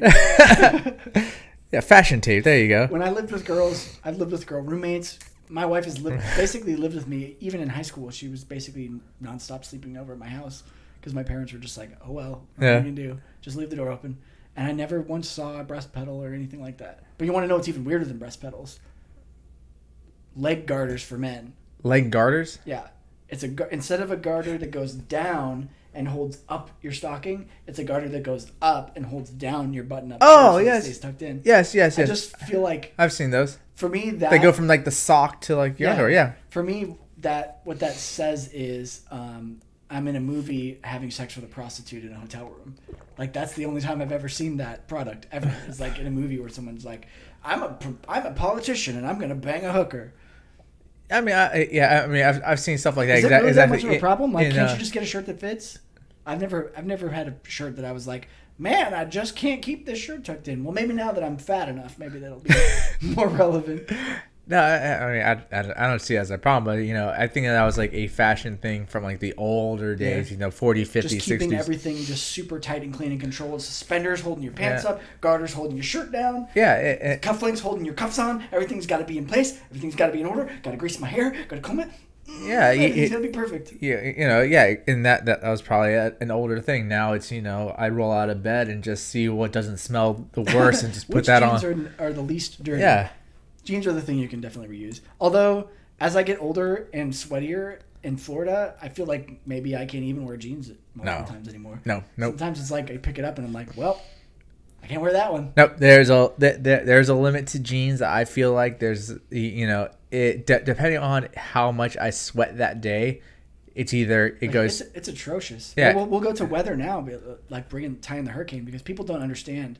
Like first of all, Bahamas was basically almost wiped off the map in some places. Well, I mean, that was that was a freak thing, kind of, that the hurricane slowed down to moving at 1 mile per hour. That's not the wind and rain. That's not the wind speed or anything. The wind speed was in like the hundreds of miles per hour. Terrifying. But it's like a giant tornado. But the actual hurricane itself was moving at 1 mile per hour. So it sat over the Bahamas for 40 hours. 40 hours just being bombarded by that storm. Crazy. And from the videos that I've seen, a lot of the houses just weren't up to like any kind of code. So 180 miles per hour according to Fletch. So for our foreign audience, who we do have from most of the time, Jesus, that's just terrifying. It's like a 40-hour tsunami. It's like, isn't it weird how choosing the word changes everything? Like tsunami sounds like catastrophe, and hurricane is just like, we'll be fine. No. It's the same. It's the same difference to me. It's all the same because I mean I know. I guess. but yeah, it's just. I don't know if we got lucky or whatever, but that's just. I mean, we're basically in the safest place to be in Florida, which is Central Florida. The highest place. Well, I came from like not quite the beach, but a short driveway from the beach. And you could literally dig down on the playground and hit water. Yeah. It was like, and not even far, like just with your hands, just like, there's water. There's the water table. So we don't deal with rain well. And I was scared about this one because, I don't know, I'm on the second floor, but at the same time, like, I don't know. I also have my brother and his kids, so I just never want to hear that like something happened to them because some crazy power line fell down or something. Yeah. Yeah, no, I was sitting here because, again, the hurricane was supposed to hit Monday, then it slowed down and nothing happened Monday. Then they were like, Tuesday, and then nothing happened Tuesday. They're like, Wednesday, and nothing happened Wednesday. So I was sitting it gave me time to catch up with school. I was sitting here at home from Friday up until Thursday when I finally was able to go back to work because my work had closed. Yeah. And they were like, they're like, unless you are necessary, do not drive. Here, you could work remotely. And then Caitlin got stranded for nothing. But I was just like, I was going stir crazy. And I was just hoping that something would happen because it's just like, I want this to be, as shitty as it sounds, it's like I want it to be worth it. Yeah. I want it to be worth it. I'm sitting at home. I'm just funny how our psychology works. Like my preparation is wasted if nothing terrible happens. Well, I didn't. I don't prepare. You bought water. I know that much. No, I bought water all the time. You just have water anyway. Yeah, I bought water just before. A little bit. We bought some canned food. Yeah, I have a shit ton of Spam and I have a shit ton of rice. I have Spam now too. Yeah, so good. So we're gonna celebrate my successes as well. Eating Spam in the morning, being just a little bit better than I was before. Yeah. So there. it was just, I was just going crazy because I had all the windows open, and I was just, well, not the windows, had all the blinds open. I'm just staring out. I'm like, all right, something better happen. I'm watching the trees blow all over the place. I'm listening to the rain. Nothing happened. And then finally I get back to work. I'm like, fuck, well, this is useless. Let me ask you a question. When it's storming outside really bad, in the hurricane or any time that it does, which is often, do you ever get off your computer and be like, oh, something bad could happen to my computer? Nope. Or do you, I mean, I'm just like, fuck it. If it stops doing while I'm doing something. I have my power, my surge protectors and all that, so I know. This guy in the chat actually lost a computer. Did he? The band house, yep. I think it was an Apple computer, got fried. I think it was more of a function of the fact that the power in the house was like really old and really shitty. It was basically like a slumlord. The house was super cool. The setup was cool. You saw it. The fire pit in the back was cool. The extra structure shed thing. Yeah, the shed in the back was pretty cool. But yeah, for some reason I remember at the time we talked about it, so I was a little more familiar with it. But something to do with equalization of power in your house is almost like a seesaw effect. All the power will go to one side and then it'll slingshot back to the other side. And that I don't remember the exact terminology. Fletch probably knows more about electrical stuff than I do, but yeah, his computer got fried. And this guy never ever. Yes, he did just refer to you as this guy in the chat. I was like, it's relevant. Let's make it relevant. Here's my segue. But yeah, I said Fletch just. When I was this motherfucker right here. How about that? I want to say it was middle school. We had just moved. Oh, no, it wasn't middle school. I think it was high school. No, middle school, whatever. Doesn't matter. Irrelevant. But my parents had an old TV that was still good. It didn't have a TV clicker. You had to actually go up and manually hit the buttons. Oh, it had buttons that didn't have the... No, had buttons, and you had to actually turn a knob to turn it on and turn the volume up and down. And then it goes more volume. Yep. And it clicks So they had that. They had that television. We had our dial-up modem and a telephone all fry at the same time because lightning struck immediately behind our house and just fried all that. Interesting. I know the phone is a way to lose it's not, people don't use phone cords for internet anymore, but back then you'd have all your outlets surge protected and then lightning would come through the phone line. And just that's why I have a surge protector that the old owners of my house, they left behind. And that's the phone plug. And yeah, it has a phone. It has a phone and also a coax for cable. So those are also surge protected. Do you ever stick your tongue to a phone cord? Yes. Oh, absolutely. And get that little zap. Yeah. Do you ever stick your tongue to a 9-volt battery? Yep. Oh yeah. That's fun too. Even Fletch, the when y'all came over, his guitar, his acoustic guitar has a preamp, so he needed a 9-volt battery so he could hook it up. Make sure it's good. That's exactly what he did. I opened it up and I said, "Here you go. Here's the new battery." And he goes, "Yep, that's a new battery." Like, oh, I just told you. It's so weird. You ever chew on tinfoil? Yes. Yeah. And the fillings. It makes me cringe. Like a shot goes down my spine just thinking about it. Yeah, it's all. And yet, those are the exact things where we're like, "Let me do it again." Yeah. I just want to do it again. Yeah, I remember. I remember doing that to the. I just want to feel alive. To the phone cord, just doing that, and then putting on my bottom lid. Just. We used to do a lot of like science projects, some of which were borderline dangerous, like mixing.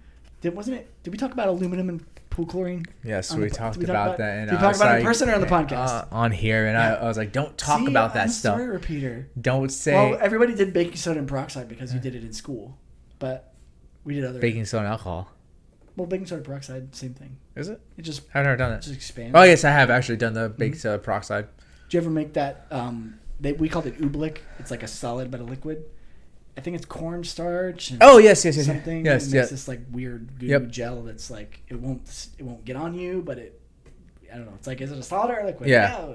Yes, I know exactly what you're talking about. Same with that sand. Have you ever seen that sand that's like moldable, but it doesn't stick to you? Yeah. It's like I don't remember what it's called, but they have it at Science Center. Sometimes you can build little displays out of it.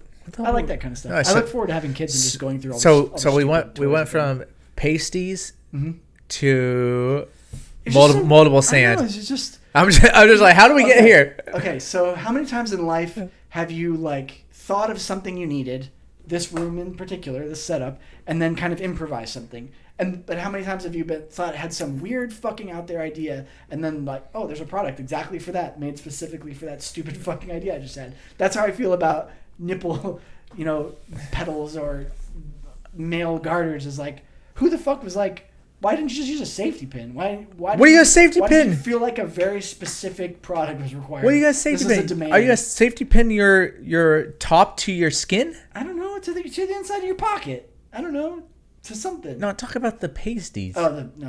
I thought you were talking Like about what's a resolution for the pasties? You're just gonna let them all hang out? rubber cement. Rubber cement those nipples down. Everything will be fine. I sometimes put that new skin shit on just to like for instance, Make you feel alive? I just want to smell it. I got bit by ants on a couple spots on my arm, so I was like, I'll put new skin on it just not to. I just don't want to bump it on anything. I just don't want to think about it. It's just like it's covered up. It's good. Same thing with like a hangnail or just. Like, it's like a common thing with me is I split my knuckles open, from practicing. Do you put new skin on it? No, but I've put super glue. I've put super glue on my skin just because to keep it sealed. I'm pretty sure it's the same thing. New skin is just super glue with alcohol in it. Basically. Yeah, and I'm trying to think of what else, but yeah, that's pretty much it. I've never used the new skin or anything like that. I love it. It's super useful. Yeah. Sometimes I just put my eyes closed and just glue them shut. I don't want to wake up ever again. Have you tried it on your mouth? No, I haven't. Have you? No. Maybe I should. Oh, you want me to show my mouth? Is that what you're saying? Just my glue my shut? Just like that the Matrix. It's a shame that you won't be able to speak or whatever. Not like this. That's my favorite. That's all that matters for me. It's not like this.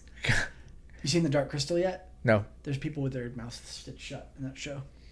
Yeah, and one of them cuts it and is like, "Fuck you." Wasn't really big into the Dark Crystal. It's an acquired taste. Yeah. For me, it was very timely. My parents were like into that like 70s hippie Doctor Strange. That's when Doctor Strange was written, by the way, during that like psychedelic era. Oh. And something out that was like out there, very not Earth, very visually interesting, just got me like right at the right time. And even though the movie was like not that great and the plot wasn't all there, they've kind of filled in a lot of the blanks, and it's pretty interesting what they've done. Puppets and stuff.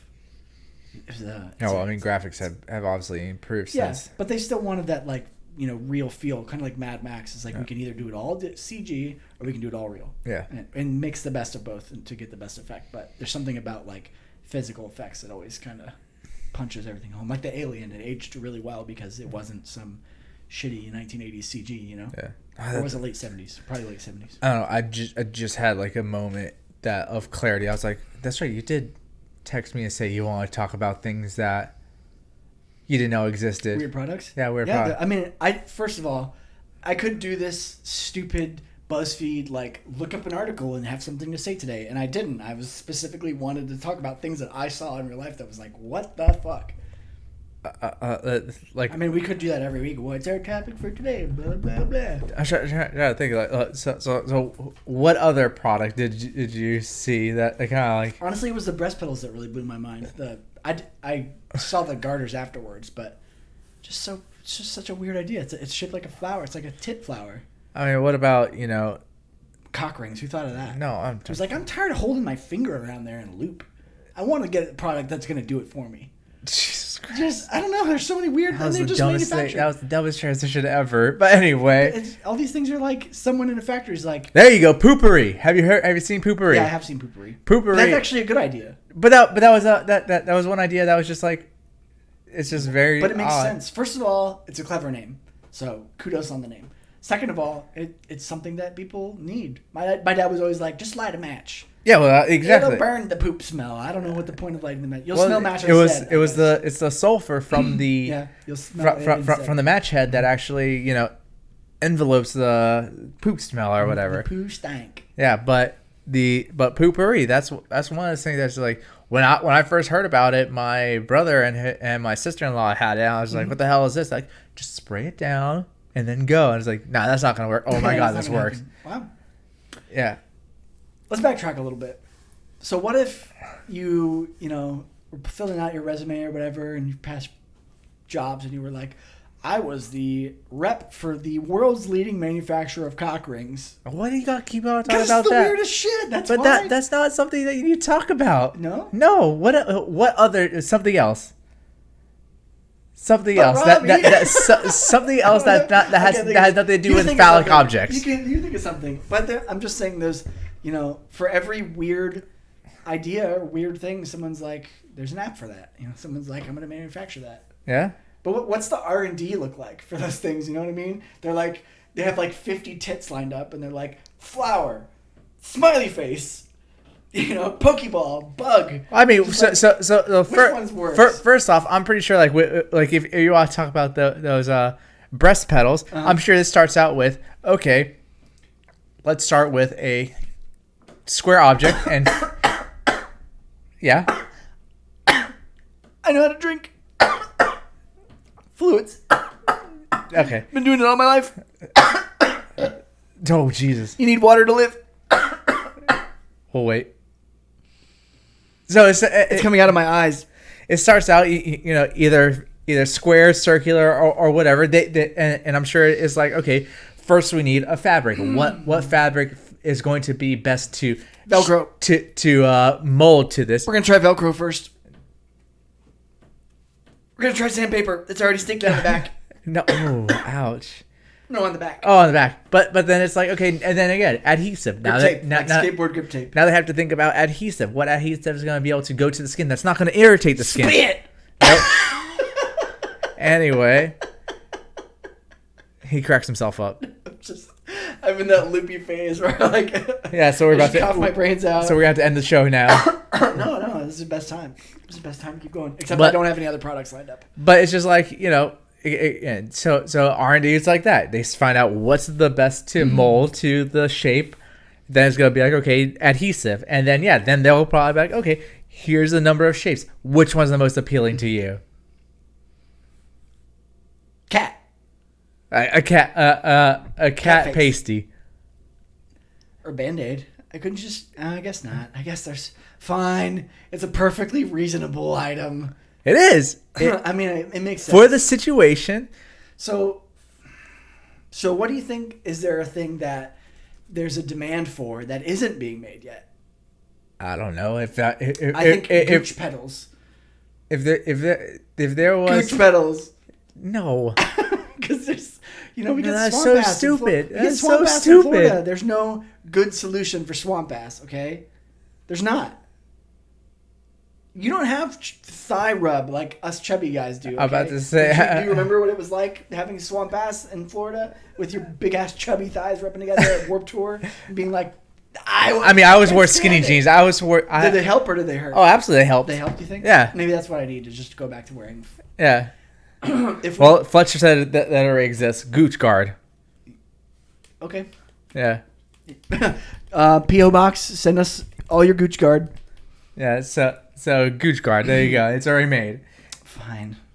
Well, can you think of anything that? No. If there was something that I think that needed to exist, and I heard that there was a high demand, shit, I would be all over it.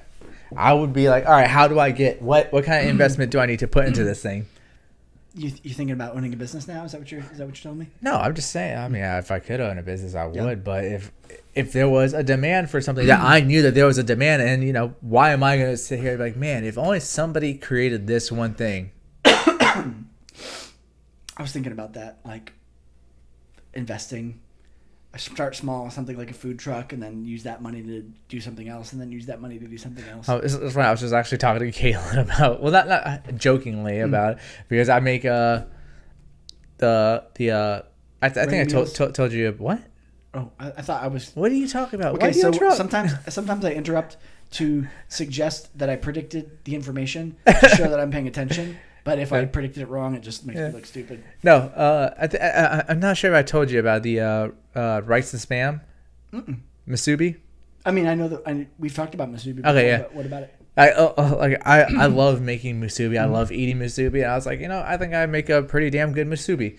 So I was like, I should just overheads, just I should just get a food truck and do that. And like jokingly, I think I told Caitlin about, unless I dreamed it, because I know it was like the other day. Yeah, so you do it too. You dream it, and then you're like, did it actually happen? Exactly. I know either in a dream or like jokingly, I told Caitlin like, oh yeah, if I could do something, just quit my job and do a musubi food truck. You know what I think is a real missed opportunity? Serving food at concerts. Like if you're the band and you have a merch guy and you have a table and you have a cash box, why not just make food too? Just like food truck and tour bus in the same shit. It's like we need money to get to the next show. Buy a fucking musubi. Yeah, and like Fletch said, Real missed opportunity.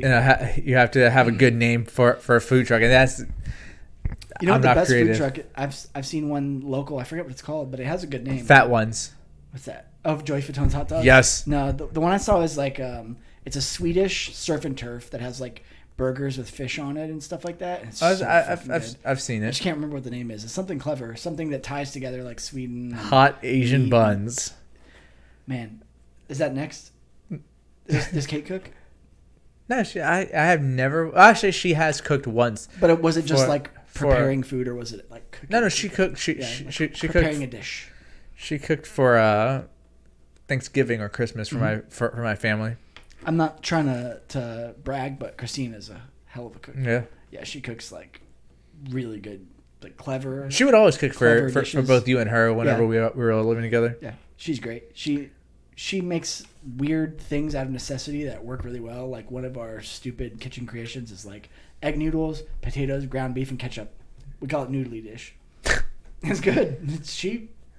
But no, she cooks like real high end. I'm talking like cutting up your herbs and like making your own aioli sauce. Like she goes like all the way. I mean I love cooking, but I won't go that far. Yeah. I will not go that far. It's hard because she always like she's super rail. I won't say rail thin because we're in our 30s now, but she's a lot skinnier than me, and she cooks cakes and pies and just constantly, and I'm always battling not to eat what's in there. Unless it's like in the middle of the night and I'm like, well, I'm not going to make food at 2 a.m., so I guess I'm eating this. And also it's fall season now, so there's like pumpkin spice cookies. That doesn't mean anything. I know, it's just an excuse. You're right. Exactly. Sorry. If you're trying to eat better, you're trying to have a healthier lifestyle. You can't use that as an excuse. Well, again, my diet is good, but my lifestyle is shit. Yeah. Especially when I'm in school. It's like, what do I have time to eat right now? Yeah. Meal prep. Yeah, I know. I should. I will. I challenge myself to rise to the occasion. You hate food? How do you hate food?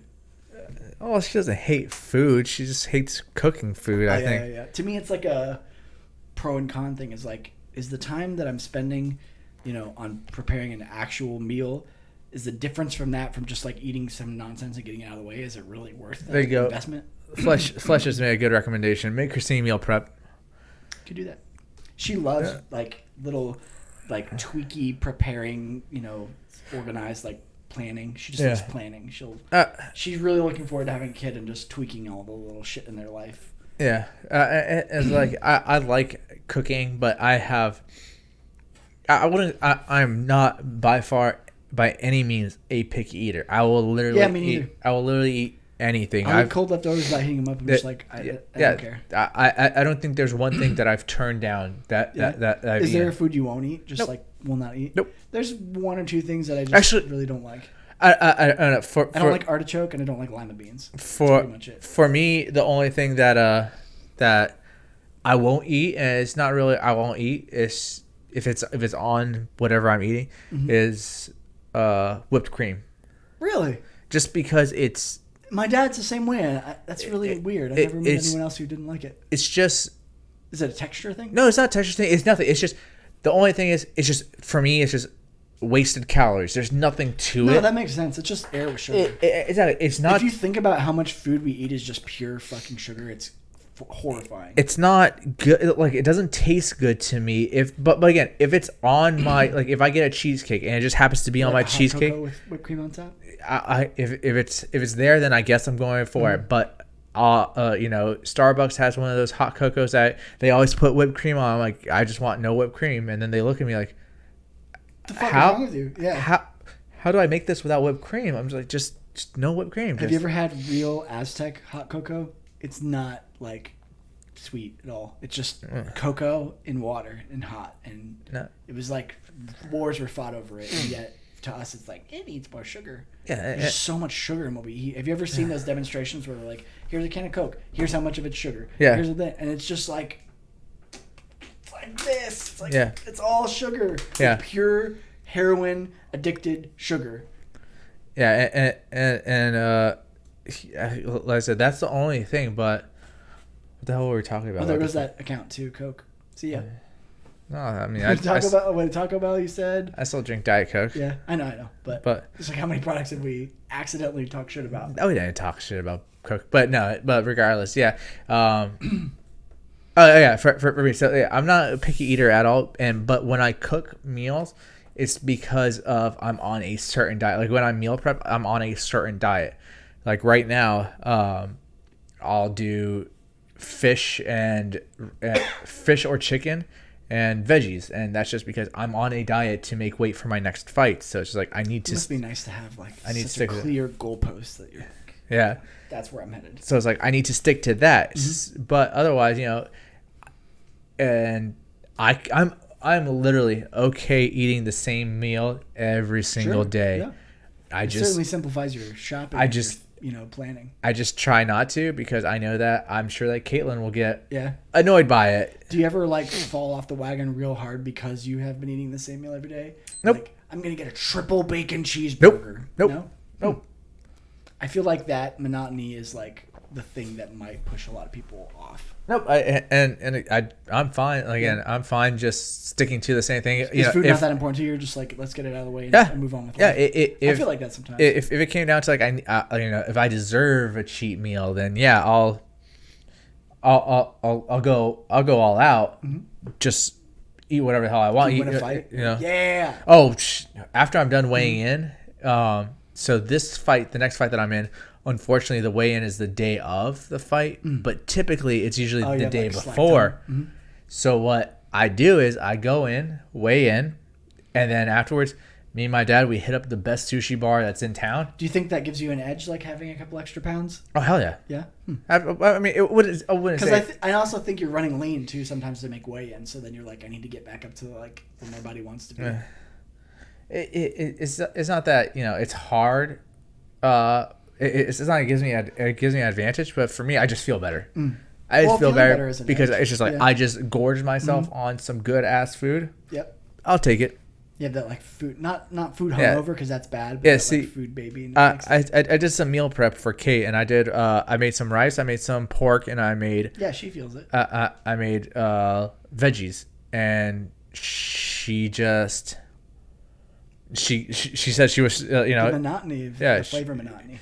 She was struggling, and it must be in between you two because like I feel what she's saying, like I could really just go insane, but I also feel like I just want to get food out of the way and do the things that I want to do with my time. No, and I just and the thing is like again I think it's probably because of my my goal is trying to stay away. I know the calories that are in this meal. I don't need to have anything more. I don't need to have anything less. I'll eat this meal and I'll just stick to it. And I make it so that way it tastes good for me. So there are some ways to kind of like cheat your taste buds. Like Mexican food is all just tomatoes and chili, and there's basically no calories in it, so you could just put it on anything and it'll be fine. No. Salsa is what I'm going at. Not cheese though. That's another thing. It's like they just throw cheese and sour cream. No. I think at that point it's called queso. Oh yeah, por favor. Yeah, es queso. It's not cheese. It's queso. A lot of Spanish today. We're really multicultural. 6 cups of coffee. See, and that's one thing. So I mean, I'm not picky with food, but I can't. I wouldn't say I can't. I don't drink coffee. Absolutely destroys me. I don't drink coffee. I couldn't work at all because I'd be in the bathroom. And it's just. There's only I think I mentioned it before, possibly. There's only one coffee. There's only one coffee, which is Kona coffee from Hawaii, and that's the only coffee that I'll drink. And the only way I'll drink it is when I'm in Hawaii, because I think I was talking about it on. You went down to Miami, a little cafecito with your Cuban breakfast. Nope. I'll do that sometimes. I don't do steak, eggs, coffee. But yeah, I just drink that. That's the only coffee that I have, and I'll probably have it, once or twice a year, and that's it. But otherwise, I can't do coffee. I had a Swiss chocolate monster coffee the other day just because I'd never seen it and I wanted to try it, and I was like, "This is trouble. This is big trouble. Not just the sugar and everything, but like the fucking explosive shit." There goes that account. It's just fucking. All you get is water. Water is delicious. Sponsored by water. Yeah. Well, Yeah. that went fast. Yeah, we had a lot of That's right. 11 o'clock. pent up energy. We hadn't reflected off each other in 2 weeks. Hopefully, I don't. I mean, are we calling it? Is there anything else that you want to talk about? No. I probably got to get home and. Do you have to do homework? Well, I don't have a deadline tonight that I haven't met already, but I always like to try to get to sleep now. Yeah. Sleep is the number one challenge facing my life is sleep. If I slept earlier, I would get time to work out. I would get time to get my homework done. It's like I spend so much time. Don't get off the video games. Yeah, pretty much. I stay up so late that chunk of time is lost out of the next day sleeping. No, I just I have to. Well, I mean, obviously, I have a 9 to 5 pretty much schedule, so it's like I know when I have to be asleep. Otherwise, I won't be able to wake up in the morning. That's fair. But it's fun. All right, awesome. So yeah, we'll be back on next week. Hopefully there's no more hurricanes. Yeah, we got another one. Fucking. Well, no, I don't think it's a hurricane. I think it's just a tropical disturbance or whatever. Every hurricane starts with a tropical storm, Robbi. I know. Every journey starts with baby steps. Whatever. All right. So hopefully we'll be here next week. Have fun. All right. Thanks, guys.